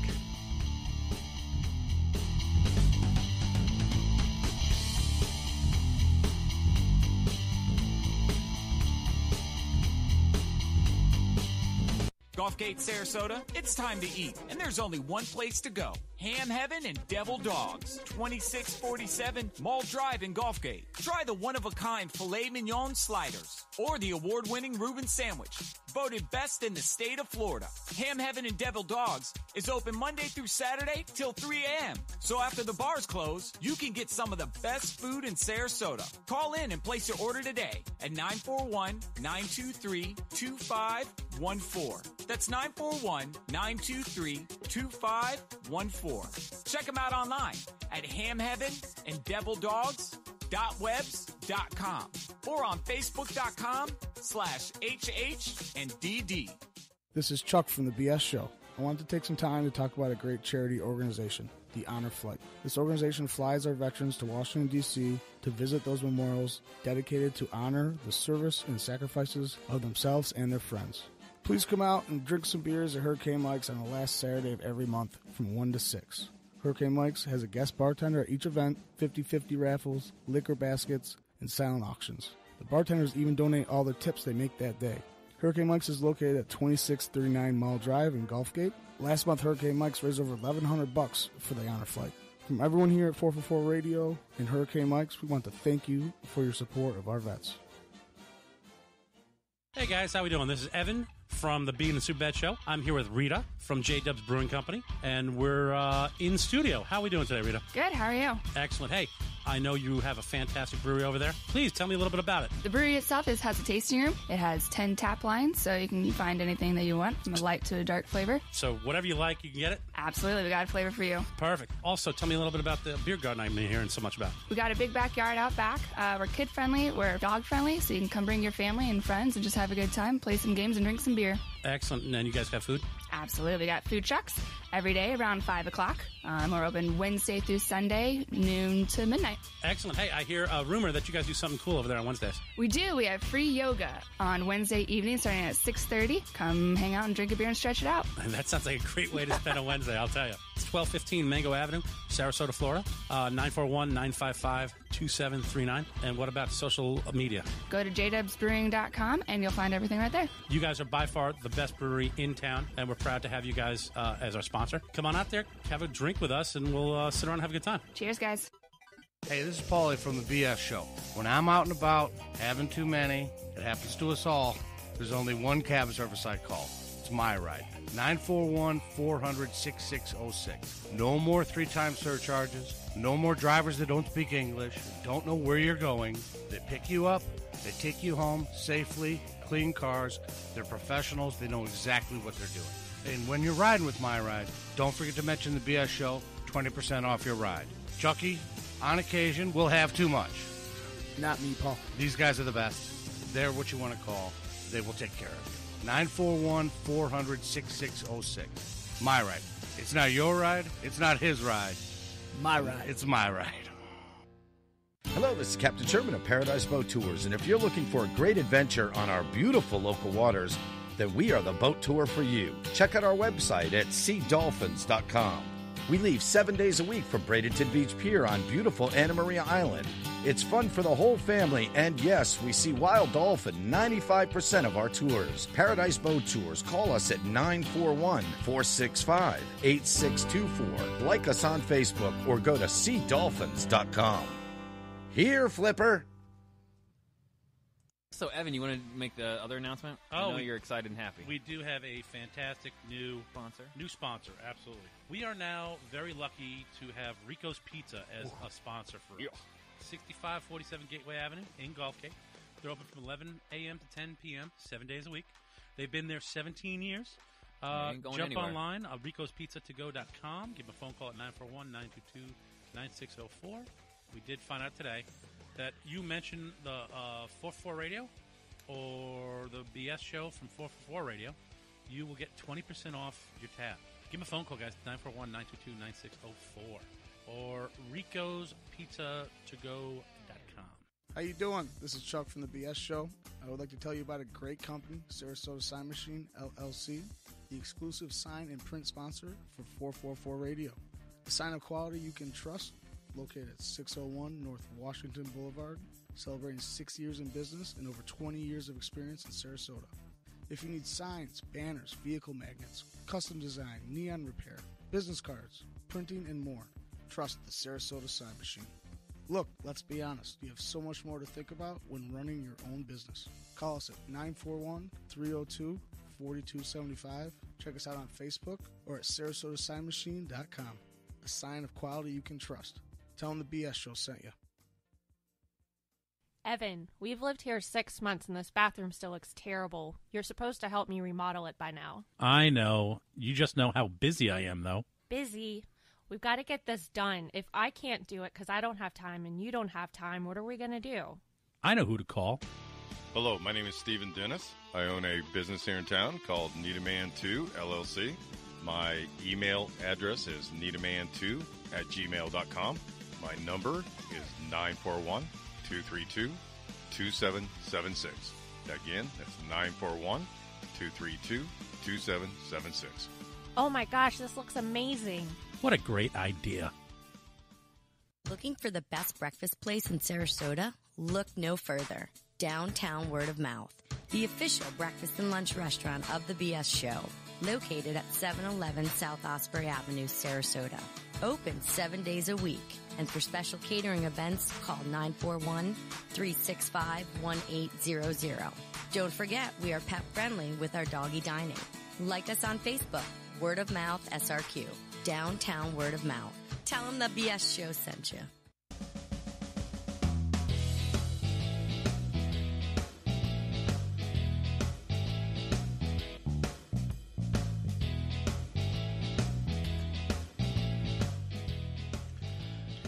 Good Tuesday afternoon, everybody. Happy Shack Week. Shack this. Shackatocious. You're a shackhead. This is the Brian Gould Show on 444 Radio. Shackass. Did you call me a shackass or jackass? Shackass. I like shackass. That's pretty good. Yeah, So that's what I heard. You liked his ass. I like Shackass. Shaq's Yummy, got yummy. skills, man. Shaq's got skills. When he's standing behind you? So we're gonna pick things back up with some more NFL news. If you guys missed it in the first hour, Calvin Johnson coming out of retirement, but to do Dancing with the Stars. Sorry, Detroit fans. But at least you get to watch him participate in something else. The Detroit fans are used to nightmares. Easy, Chief. Easy. Broncos coach Gary Kubiak has named a quarterback for Game 1. You like this pick, Jay? Simeon? I do. I like. It can't be better than Sanchez. That's what I was watching NFL Network last night, and that's what they were talking about. You think you got this one quarterback that's been to 2 AFC Championship games, and instantly I laughed because that was all the defense. And then you got the other quarterback that's the first-round pick. So I can't believe the coach was like, well, if you're going with the first or the best player, it doesn't matter if he walked off the street, right? Right. No, he's had a good preseason. He really has. He has. He looked good. Evan will be happy. He doesn't turn the ball over. I like the decision. And you know what? Whenever you give a guy who hasn't got all the breaks a chance, a lot of times good things Usually happen. they capitalize on that. Now, who do you think is going to be the backup here? Because you've got the rookie. Well, you got Paxton Lynch or Mark Sanchez. Now, the issue with keeping Sanchez is you brought him in initially to be a starter, and if you put him as a backup, he's going to get paid $4 million to sit on the bench as a backup. Now, Elway could cut him outright to save money, and then get the conditional draft pick that he shipped over to Philly for Sanchez, or he could ask Sanchez to take a pay cut and remain on the team. So, what do you do here? If you're Sanchez, no matter what, if whenever you have a chance to not play Sanchez, you do it. But okay, if you're not going to play him, you're going to pay him $4 million to sit on the bench. Absolutely. Instead of paying $4 million to make me lose. No. See, you could save money. Elway could cut him and get the potential draft pick. Get rid of him? Get the conditional draft pick that they sent to Philly to get Sanchez. If you would allow me to get rid of Sanchez, then do it. Then cut him. I don't care if you get rid of him and you got to pay him to go away. Okay, so this is one scenario. You cut him, you save the money, and you get the conditional draft pick that you sent to Philly back, or you keep him as a backup and tell him to take less money.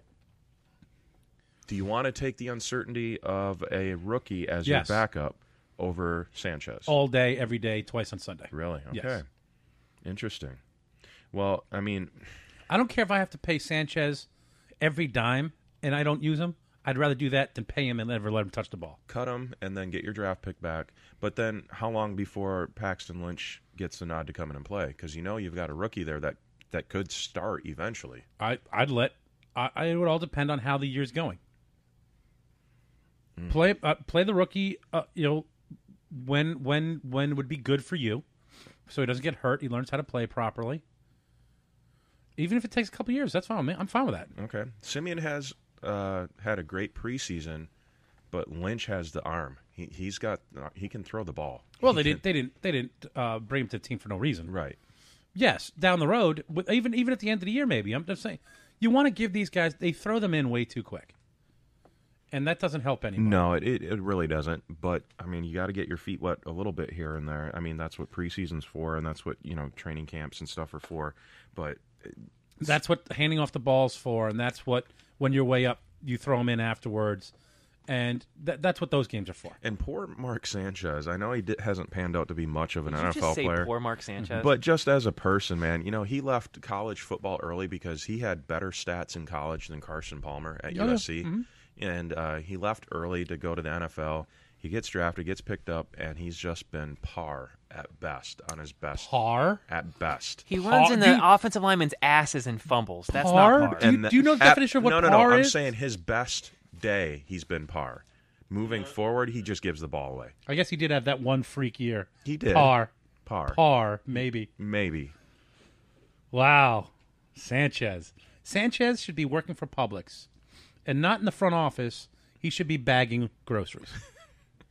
You don't want him to do that, though. He'd drop the He eggs. dropped the exactly.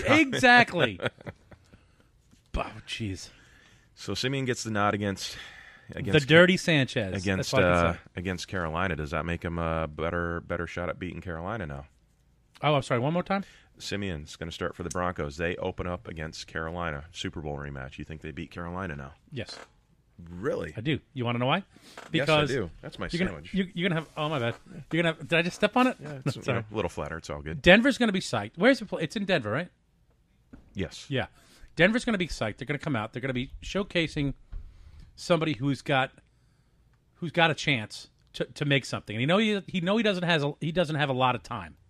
They still have a great defense. Their offensive line is going to at least give him a couple seconds. And this is his chance. This is his time. It's his team now. They've gone ahead and gave him the nod, so they're behind him. But he knows it's not going to last long. He comes out on fire. You don't see Cam saying, "Okay, I just gotten beat on the biggest stage," and not coming out and saying, "I've got something to prove, and I'm going to ball all over the Broncos." He does also, so it could be a great game. But who really has more to lose there, Cam or him? Ooh. Cam, even if Cam keeps it close, it's okay for him because he's going against the champions of the world right now at home. Right? As long as he makes it looks good, it's not the end of the world for him. The other guy is an automatic loss right off the bat. He starts off with a loss. With his main time, he's been waiting forever for this. This is his time. Denver wins by 3. By 3, close game. Okay. Mm-hmm. Oh yeah, it's definitely being a close game. Personally, I think Cam comes out firing. I think he's gonna ball, and I think Denver's defense will not let it get that crazy. And yes, I see Cam gonna. I'm not really worried about him throwing. I'm worried about him running. Yeah, no, he's going to be all over the field. Yeah, it's going to be hard to keep that. Well, although it is Denver's defense, it is. They made that guy look human. They'll grind. They'll grind and they'll grind. I'm telling you, it's going to be a 3-point game. I tell you what, 3-point game either way, it's good for both. Yes, you know what? You're How about right. that? I can go with that. 3-point game, no matter the outcome. But I think 3-point game. 3-point game goes Denver's way, and it's a bigger deal. Now, Simeon shows up and has a stellar statistical game. Still loses? And loses. Fantastic for him then. That won't matter then. Okay. So Sanchez who?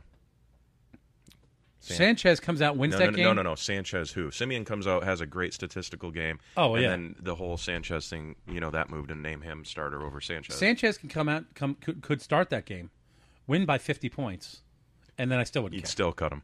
I'd still cut that son of a bitch. Call in 941-330-4087 for your feedback and thoughts. Tweet me at Real Brian Gould or Facebook Real Brian Gould. Responding to these as we go along. Eric Berry is finally coming back to the Chiefs. Berry and the Chiefs did not agree on a long-term extension prior to the July 15th deadline, meaning he'll play 2016 on his $10 million salary. Until Berry signed his franchise tender on Sunday, the safety was not under contract. Therefore, he was not susceptible to being fined for skipping workouts. He did work out on his own here down in Florida. Loopholes. Yes, loopholes. He did work out on his own down here in Florida. Who pays taxes? And according to Coach Reed, he said he looks very good, looks great, like he hasn't lost a step. The sides didn't negotiate a long-term deal, but there's no chances that he'll play at all. The last preseason finale game against Green Bay, Eric Berry's crucial to that defense. Well, that's okay because nobody's going to play that last game. Well, yeah, exactly. If you have a starter, if you're a starter of any kind, you will not be playing that game, except for maybe the kicker. Do you see Eric? I mean, Eric Berry's a crucial piece to that defense. You see any ramifications coming from Coach Reed later on down the road? You lost a half step on that play, getting up in his grill. You think Coach Reed can let that go? No. He'll make it up in when he does come back. He'll make it up in practice. Yeah. He'll be like, okay, guess what's going on today? Nobody's in pads except for you. That kind of stuff. Well, it's important that and realistically, if he comes back and he is fine and he hasn't lost a step, and he does play good football, coach is going to go, you know what? The guy did what he thought he had to do, and that's the end of it. let it go. It's business. I think it's business. Everybody knows it's business, and you've got to fight for yourself because if you don't, nobody's going to fight for you. Very true. You know, the team will take advantage of you in a heartbeat, and they will screw you every which way possible. Do you? Well, it's crucial that he returns back to the to that defense because that division there totally went from a year ago being Denver's division hands down to now. You know, it's the Raiders and Chiefs are the top two picked to win that division. Well, that's what happens when you lose when you lose arguably the best quarterback of all time, right? And you end up with a Sanchez on your roster, a dirty one at best. I mean, you end up with a Sanchez. You can go. Well, you do. You go from the championship team you are to the underdog. And that's exactly what happens. Thank you, Sanchez. You've done such a great job. Well, Eric Berry's coming back. Good for the Chiefs. They need every component there to be standing on the top at the end of this season. That's going to be a really fun division to watch. The Browns traded away their 3-time Pro Bowl punter yesterday to Carolina. I don't know if you got a chance to see what happened there. Playing the Bucs last week, he became a target of the head coaches when he kicked a 52-yard punt and it got returned for a 73-yard touchdown. Instead of chasing down the return guy, which was Adam Humphries, he decided to just kind of slowly jog and then stop running towards Humphries and watch Humphries run right on by him into the end zone. Andy Lee, the coach, definitely wasn't mad about the play, but he was definitely pissed off with what transpired. So nothing short of you being a Pro Bowler and watch a guy run by you, score a touchdown, and then, 3 days later you get traded to Carolina. What about the other 10 guys who let him get all the way back? Oh, they ran. There was one guy in hot pursuit a few yards behind him but couldn't catch him. The best chance that was going to that guy getting Humphries getting tackled was literally the punter. From When's me, the last time you saw a punter tackle anybody well? At least make the effort. Does jump the and Niners push. punter still? Did he make the team from last year? The guy from Australia, the crazy, rugby dude, or the returner guy? I mean, yeah, that guy. Which made me think of him. Yeah, no. If I'm the kicker, I'm like, you know what? I'm going to protect my foot. By the way, breaking news: 0 more dead in horrific national anthem incident. That's the best. Look, do you see this? Wow. 0 people lost their lives before the preseason NFL game between the Niners and the Green Bay Packers. Exactly. Well, very few cops were involved. Oh, no. Yikes, man. Jeez, I thought somebody was just kicking on the door. Bad timing. Jeez, these guys are serious. Oh, man. Well, did you? You just flustered the heck out of this me guy. off guard there. Wow. Oops. Speaking of your Tampa Bay team there, the Succaneers, their preseason. That's not my team. They're over here to the left, but their preseason game. Denver. Their preseason game with Washington got moved from Thursday to Wednesday at Raymond James. Because no one cares. Well, no. Easiest game to reschedule. Nobody's going to be there anyway. The tropical depression. So any That's not the only depression that's going to happen in town. That'll be a depressing game to watch. Buccaneers and Redskins fans, if you're not aware, your game got moved from Thursday to Wednesday at 8 p.m. And not that the game's that important. It's just preseason, and no one's going to watch. It's Tampa Bay. It's Tampa. It's not. That won't be important anyway. No, good luck to both those teams in their youthful movement that they have going. I'd like to see both teams do well. You know, I'll tell you, I would love to see Tampa Bay do well. Yeah. I kid you not. I would like it. I got a bunch of friends who are fans. It would be good for our area. It would be good for us as a whole. We'd get something. We'd get behind it and have fun. That'd be fun. Would you bring Sanchez to Tampa as a backup?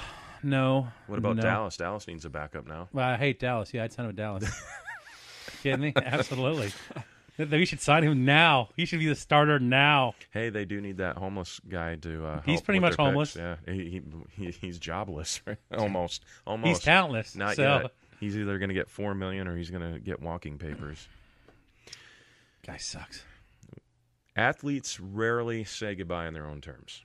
When it's time to go, time to chalk it up, they rarely get a chance to say goodbye in their own terms. Dale Earnhardt Jr., has been concussion prone for a little while, and he's got to put retirement on the table right now. He missed the last 6 races. Dale Earnhardt's going to retire? Yes. He's missed the last 6 races with concussion-related symptoms, and he's going to miss one more race, which is this weekend in Darlington. Losing Dale Jr. would be a huge blow to NASCAR because they've already lost Jeff Gordon. He said, Can I say something? And I don't want to upset anybody. This is how much that I think NASCAR really doesn't mean a lot. Because look at their stars, like Junior, and what's her name? Danica Patrick. Danica Patrick. Now, at least Junior's won some races, okay? But he's never really, unfortunately, he never panned out. Not his fault. A lot of it's his horrible stepmother's issue. And he got screwed every which way possible. That was horrible. Horrible. And how that woman sleeps at night. Talk about an absolute wicked witch. That burns me. And but unfortunately, he's done good, but he's never done well. He's never exactly got to where he's supposed to. And Danica Patrick hasn't even ever won a race in NASCAR. All right, but they are the 2 biggest, or at least 2 of the biggest in all of NASCAR. Isn't that strange? And that's always going to be that way because, you just name marquee names for NASCAR. And I'm not a big fan of NASCAR. I don't really watch it.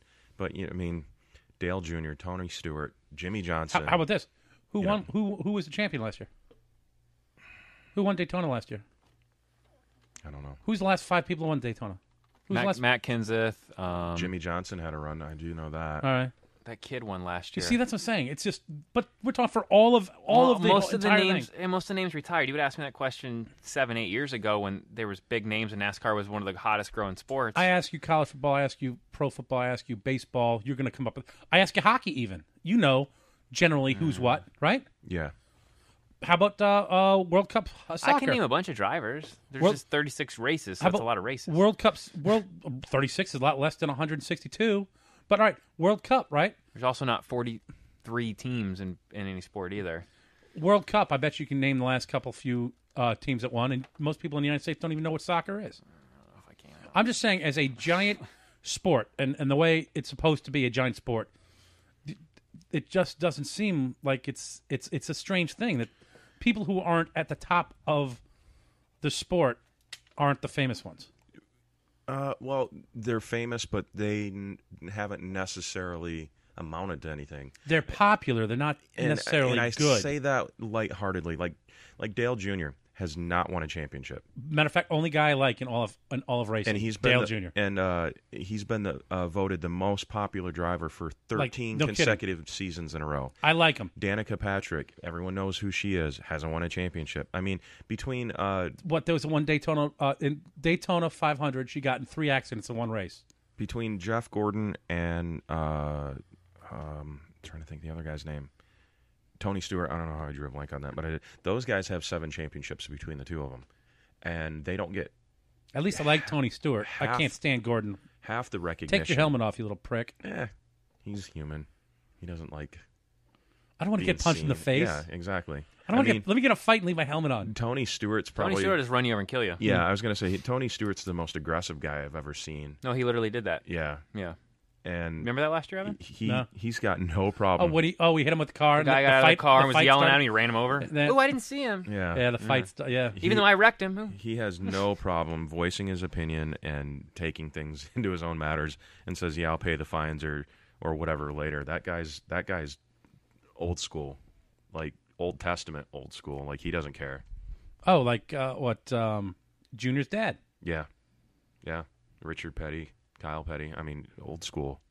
But so because of concussion reasons, it's very likely Richard Petty wasn't that bad. Was he? He's old school, but he wasn't mean or anything like that. No. He was like everybody liked Richard, I thought. Richard was a dick. Was he? Well, just by name.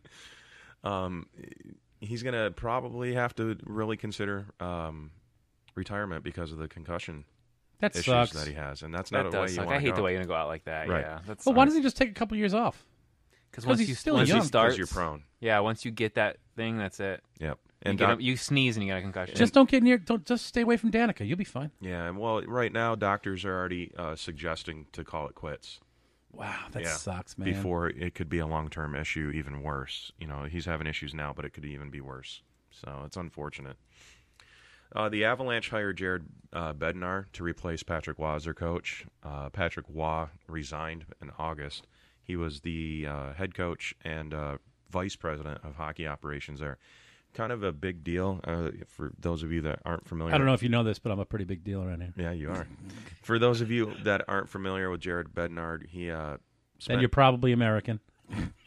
He spent the last 14 seasons in the minors as a coach, and he just recently won the American Hockey League's Calder Cup championship. Oh, wow. The equivalent to the Stanley Cup with the Lake Erie Monsters, and then the previous 9 seasons as a player. He's a very demanding coach. I've kind of followed this guy a little bit because when the Red Wings were getting rid of Babcock, his name came up just for a half second before we got our coach.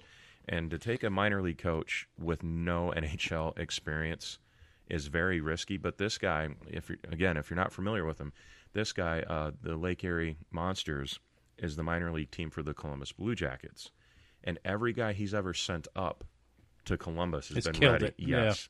And John Tortorelli is the head coach over there in Columbus, and he doesn't even know this guy. And he's been quoted to say, "Hey, I have no clue who this guy is, but everyone that that comes up that I need to fill in plays That's hard." why you don't need to know who he is, because all you need to know is that guy is sending guys who are ready to play. Yes. And if you're doing that, then you're doing your job. Yes. And if you're doing that at a minor league level with guys, imagine getting the clipboard to behind the bench as a pro coach. So it won't be right away the Avalanche will be impressive, but I give it a season or two, let him get his hands on some stuff and move some stuff around. So I'm glad he didn't go to Columbus because John's there, because Columbus happens to fall in the the Red Wings division and conference over there. But the Avalanche had a pretty good run the first season that Patrick Waugh was there, and then things kind of settled down and died off, and Patrick Waugh became human again, and then he stepped away. But be interesting to see how Jared does over there. Like I said, I give him like 2 seasons, maybe 3, and then Avalanche are going to be a threat over there. Canada officially picked Sidney Crosby as their captain for the World Cup. I know that's your favorite player there, Jay. Who? What was it? Sidney Crosby? No. Oh, absolutely. World Cup's next year? No, coming up. It starts September 17th. And they just picked a coach? Head captain. Oh, captain. They already have the team assembled, but they named Crosby as the captain. Oh, okay. Everyone starts training for that first week of September, but the World Cup starts September 17th. With Crosby being the captain, where would you rank him amongst these former captains? 2010, Scott Niedermayer. 2006, Joe Sakic. 2002, Mario Lemieux. And 1998, Eric Lindros. 2016, Evan Bacaleo doesn't know nearly enough about hockey to even answer that question. Oh, golly. Yeah, I have to agree on that one. Nothing, huh? Not even based on those names? Not enough. Lindros, Lemieux, Sakic, Niedermayer. I know. I recognize all those names, but to tell you who's the better captain. Better player. Lemieux, I mean, always kicked ass. But I don't know some of those guys to say if he's better. My feelings are hurt. I thought I had some hockey fans in here with me. I told you, I'm year 2 of my being a hockey fan. A pro, anyway. I'm a huge World Cup hockey and Olympic hockey. Okay. Huge. No. Canada's well, I mean, to break down the ranking here, in interest of fairness, Lemieux was the man. Oh, yeah. Sakic was no joke. Wasn't he a fighter? Not really, no. Okay. He was the quiet one that all of a sudden you just see him score 30 goals in 25 games. Like, whoa, where'd that come from? Yeah. I right now where Crosby's at in his career, I put Crosby third on this list. What's Nash still up to? Stills? I got it. I got that reference. Killing me. Niedermayer, and then Lindros was the kid that should have never been drafted. Canada's a heavy favorite to win the World Cup. The only Niedermayer I know is from a movie. What movie would that be? Niedermeyer would have been from God, I just forgot. Animal House. Oh, okay. Yep. That's the only Niedermeyer. That's the only one you know. Scotty was a good player. Scotty doesn't know. Scotty Niedermeyer had a handful of great seasons in New Jersey. Jersey. Canada is the heavy favorite to win the World Cup, followed by Russia, Sweden, the U.S., and Finland to finish out the top 5. I'll tell you, between World Cup and Olympics, Canada and the United States have been battling back and forth. Yes. Well, Canada is the defending 2-time Olympic champions right now. I mean, took out the United States. That was a great game, too. Yeah. In overtime, Sidney Crosby, game-winning goal. God. That hurt. That did. That hurt to watch. Great game watch. That was a great game. That was a great game. I remember during the game, just before the puck drop, and during the game, I was hammering text messages back and forth to some of my friends. So I put this thing up on Twitter. I said, loser gets to keep Justin Bieber. Damn it, we lost. Yeah. Yep. Las Vegas is... Your fault. Huh? Las Vegas is an NHL team. Team name is... They're starting to come more to light. They will not be the Las Vegas blue chippers or strippers or all these gambling What about references. The one-on-bandits? Yeah. That'd be awesome. Yeah. The Bandits. They won't be the Las Vegas Knights because of its complicated trademark issues with the London Knights of the OHL.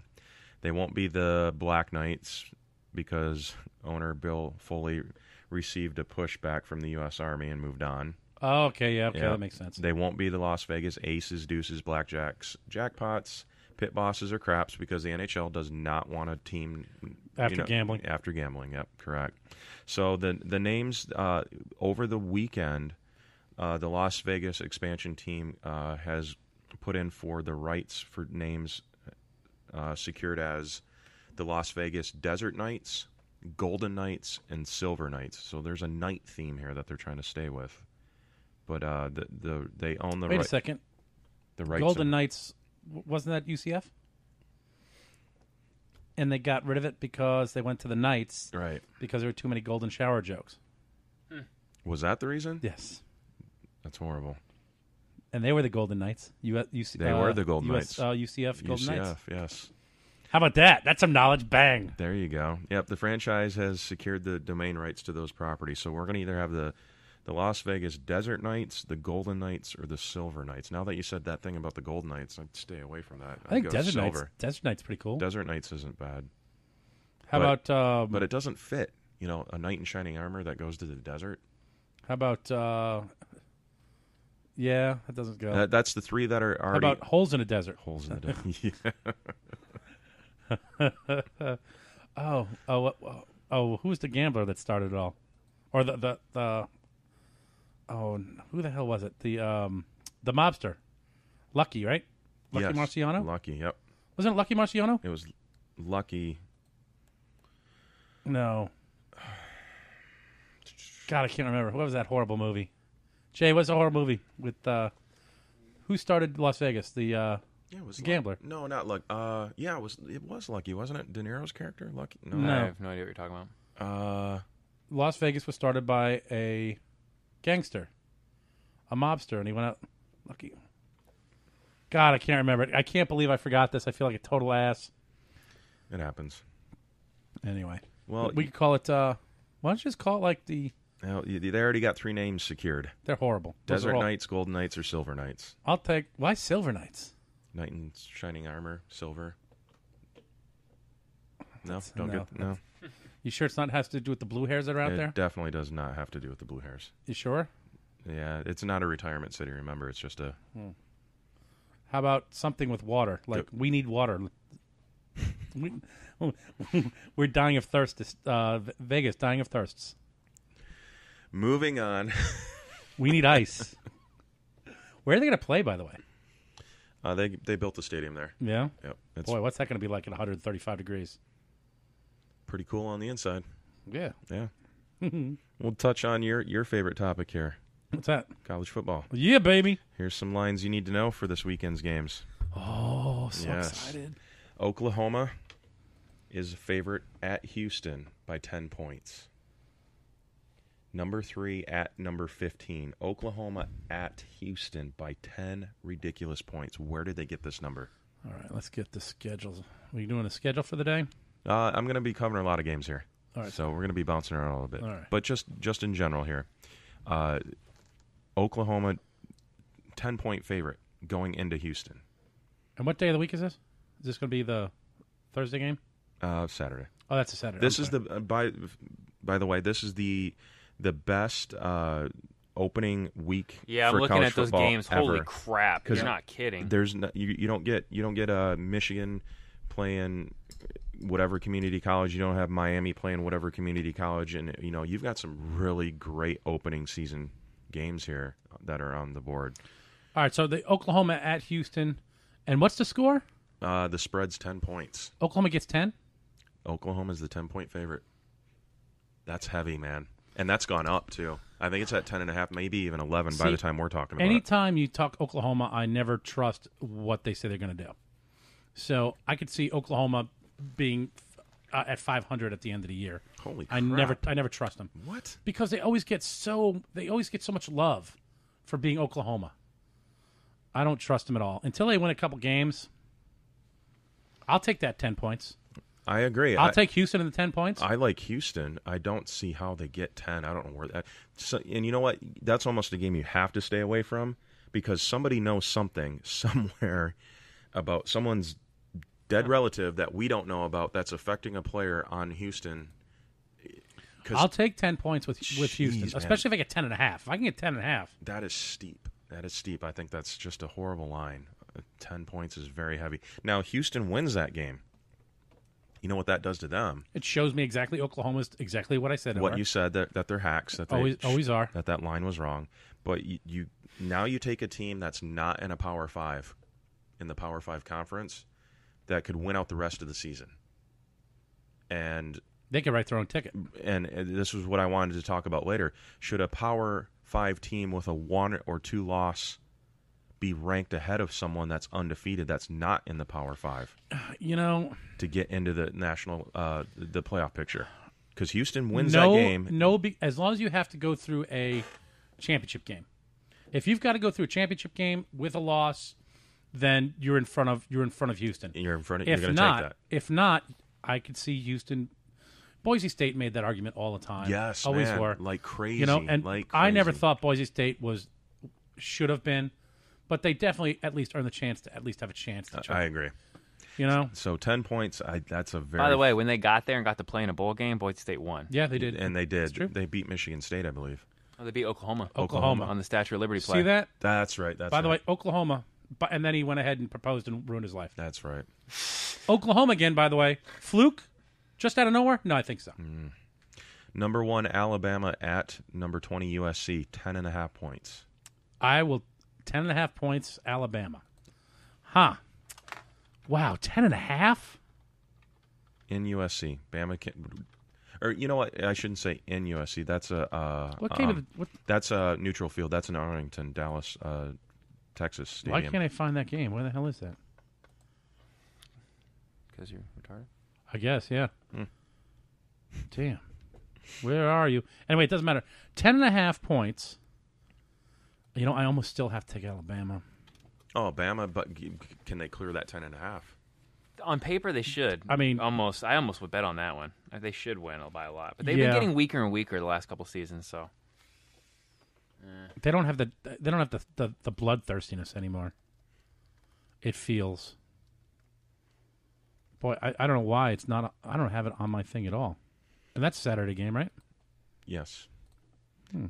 I just tweeted folks, we're talking NCAA football point spreads right now for week 1, the game odds.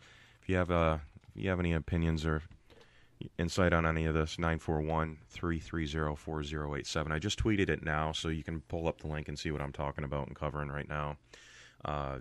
Find me on Twitter, Real Brian Gould, or Facebook, Real Brian Gould. Bama, 10.5 points. I see them first game of the season. I could see them winning literally like 38 to 10. I see Bama still winning that. I could see them blowing them out. I'd take Bama. I'd take Bama anyway. To see where I'm at. Yeah, I gotcha. Pull up my Twitter feed and I just put the link up. Oh, did you? Yeah. All right, pull up your Twitter feed. Yeah. All right, where's your Twitter feed? What the hell's that? It's our asteroid game. I know, right? I was bored. That's right. Go ahead. Keep going. All right.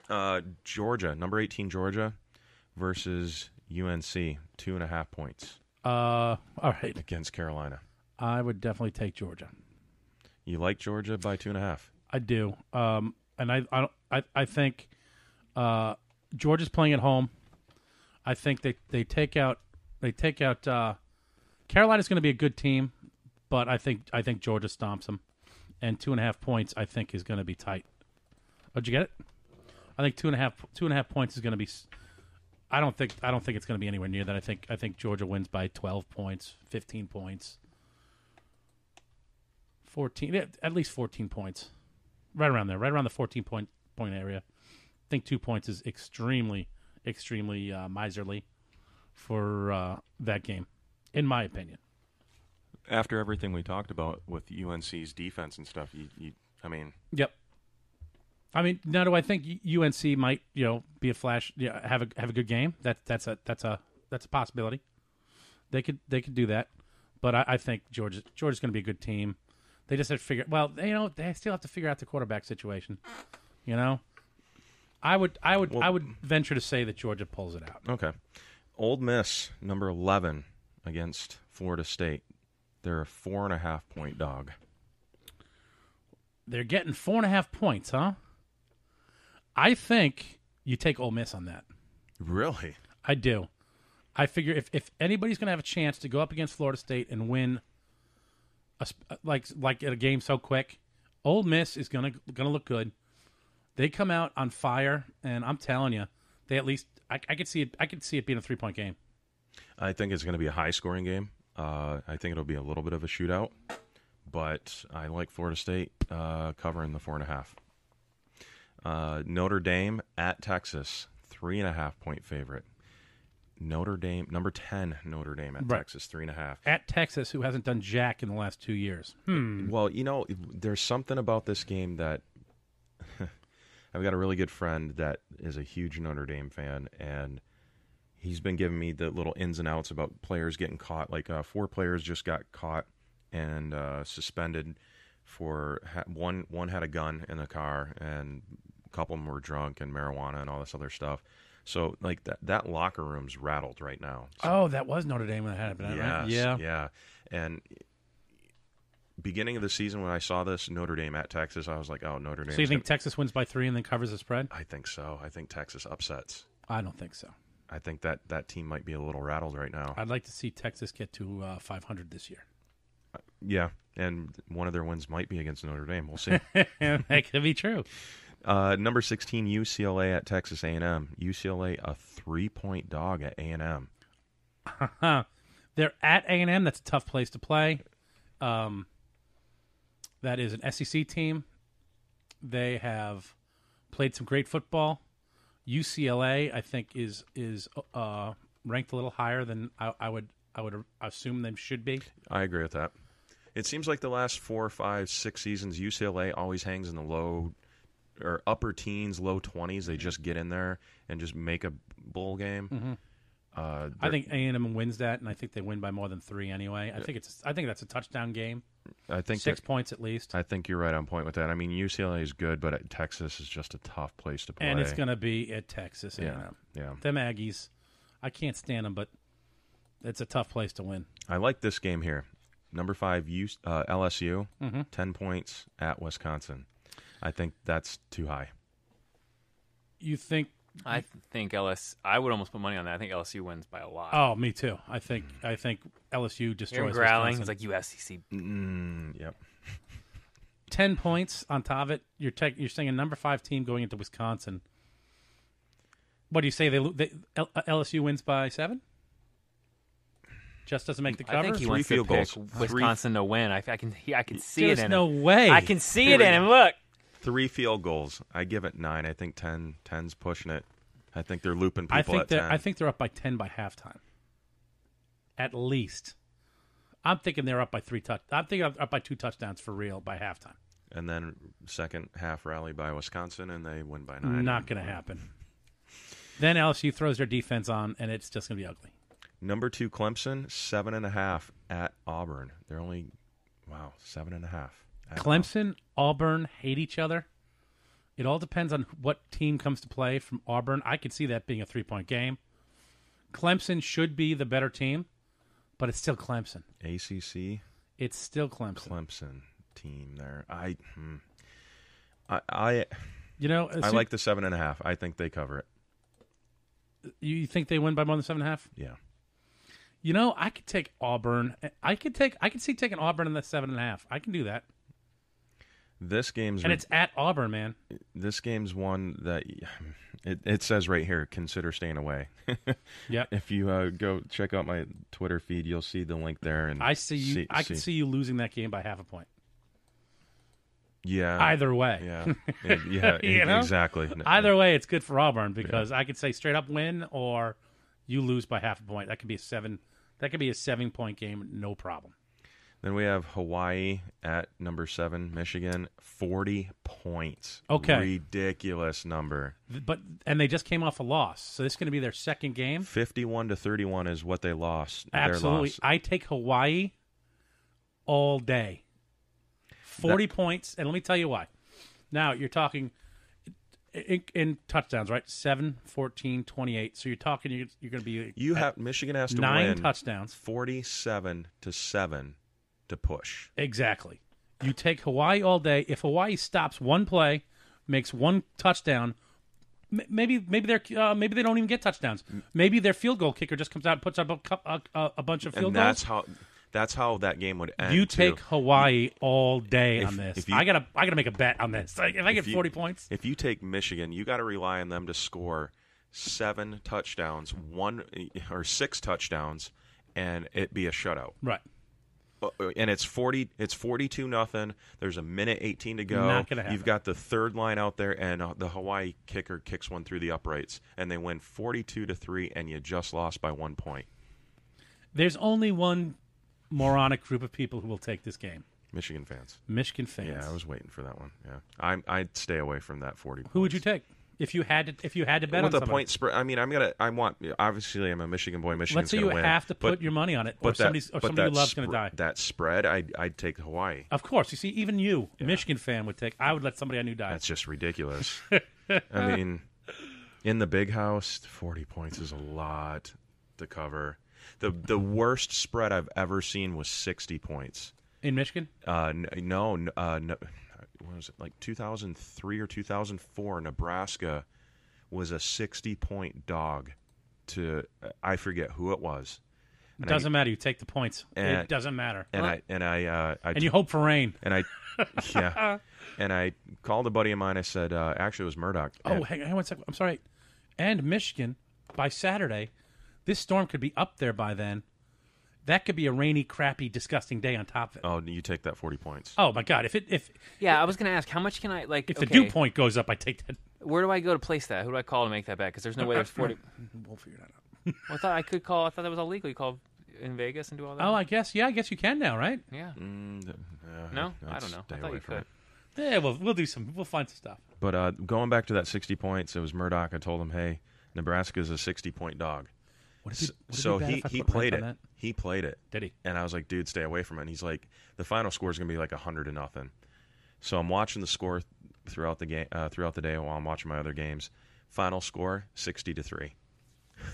Oh. No joke. Nebraska kicked a field goal with like 3 minutes to go, and got 3 points on the board. And he lost his money on that game. Oh. Yeah. South Carolina 3.5 at Vanderbilt. I take South Carolina every day.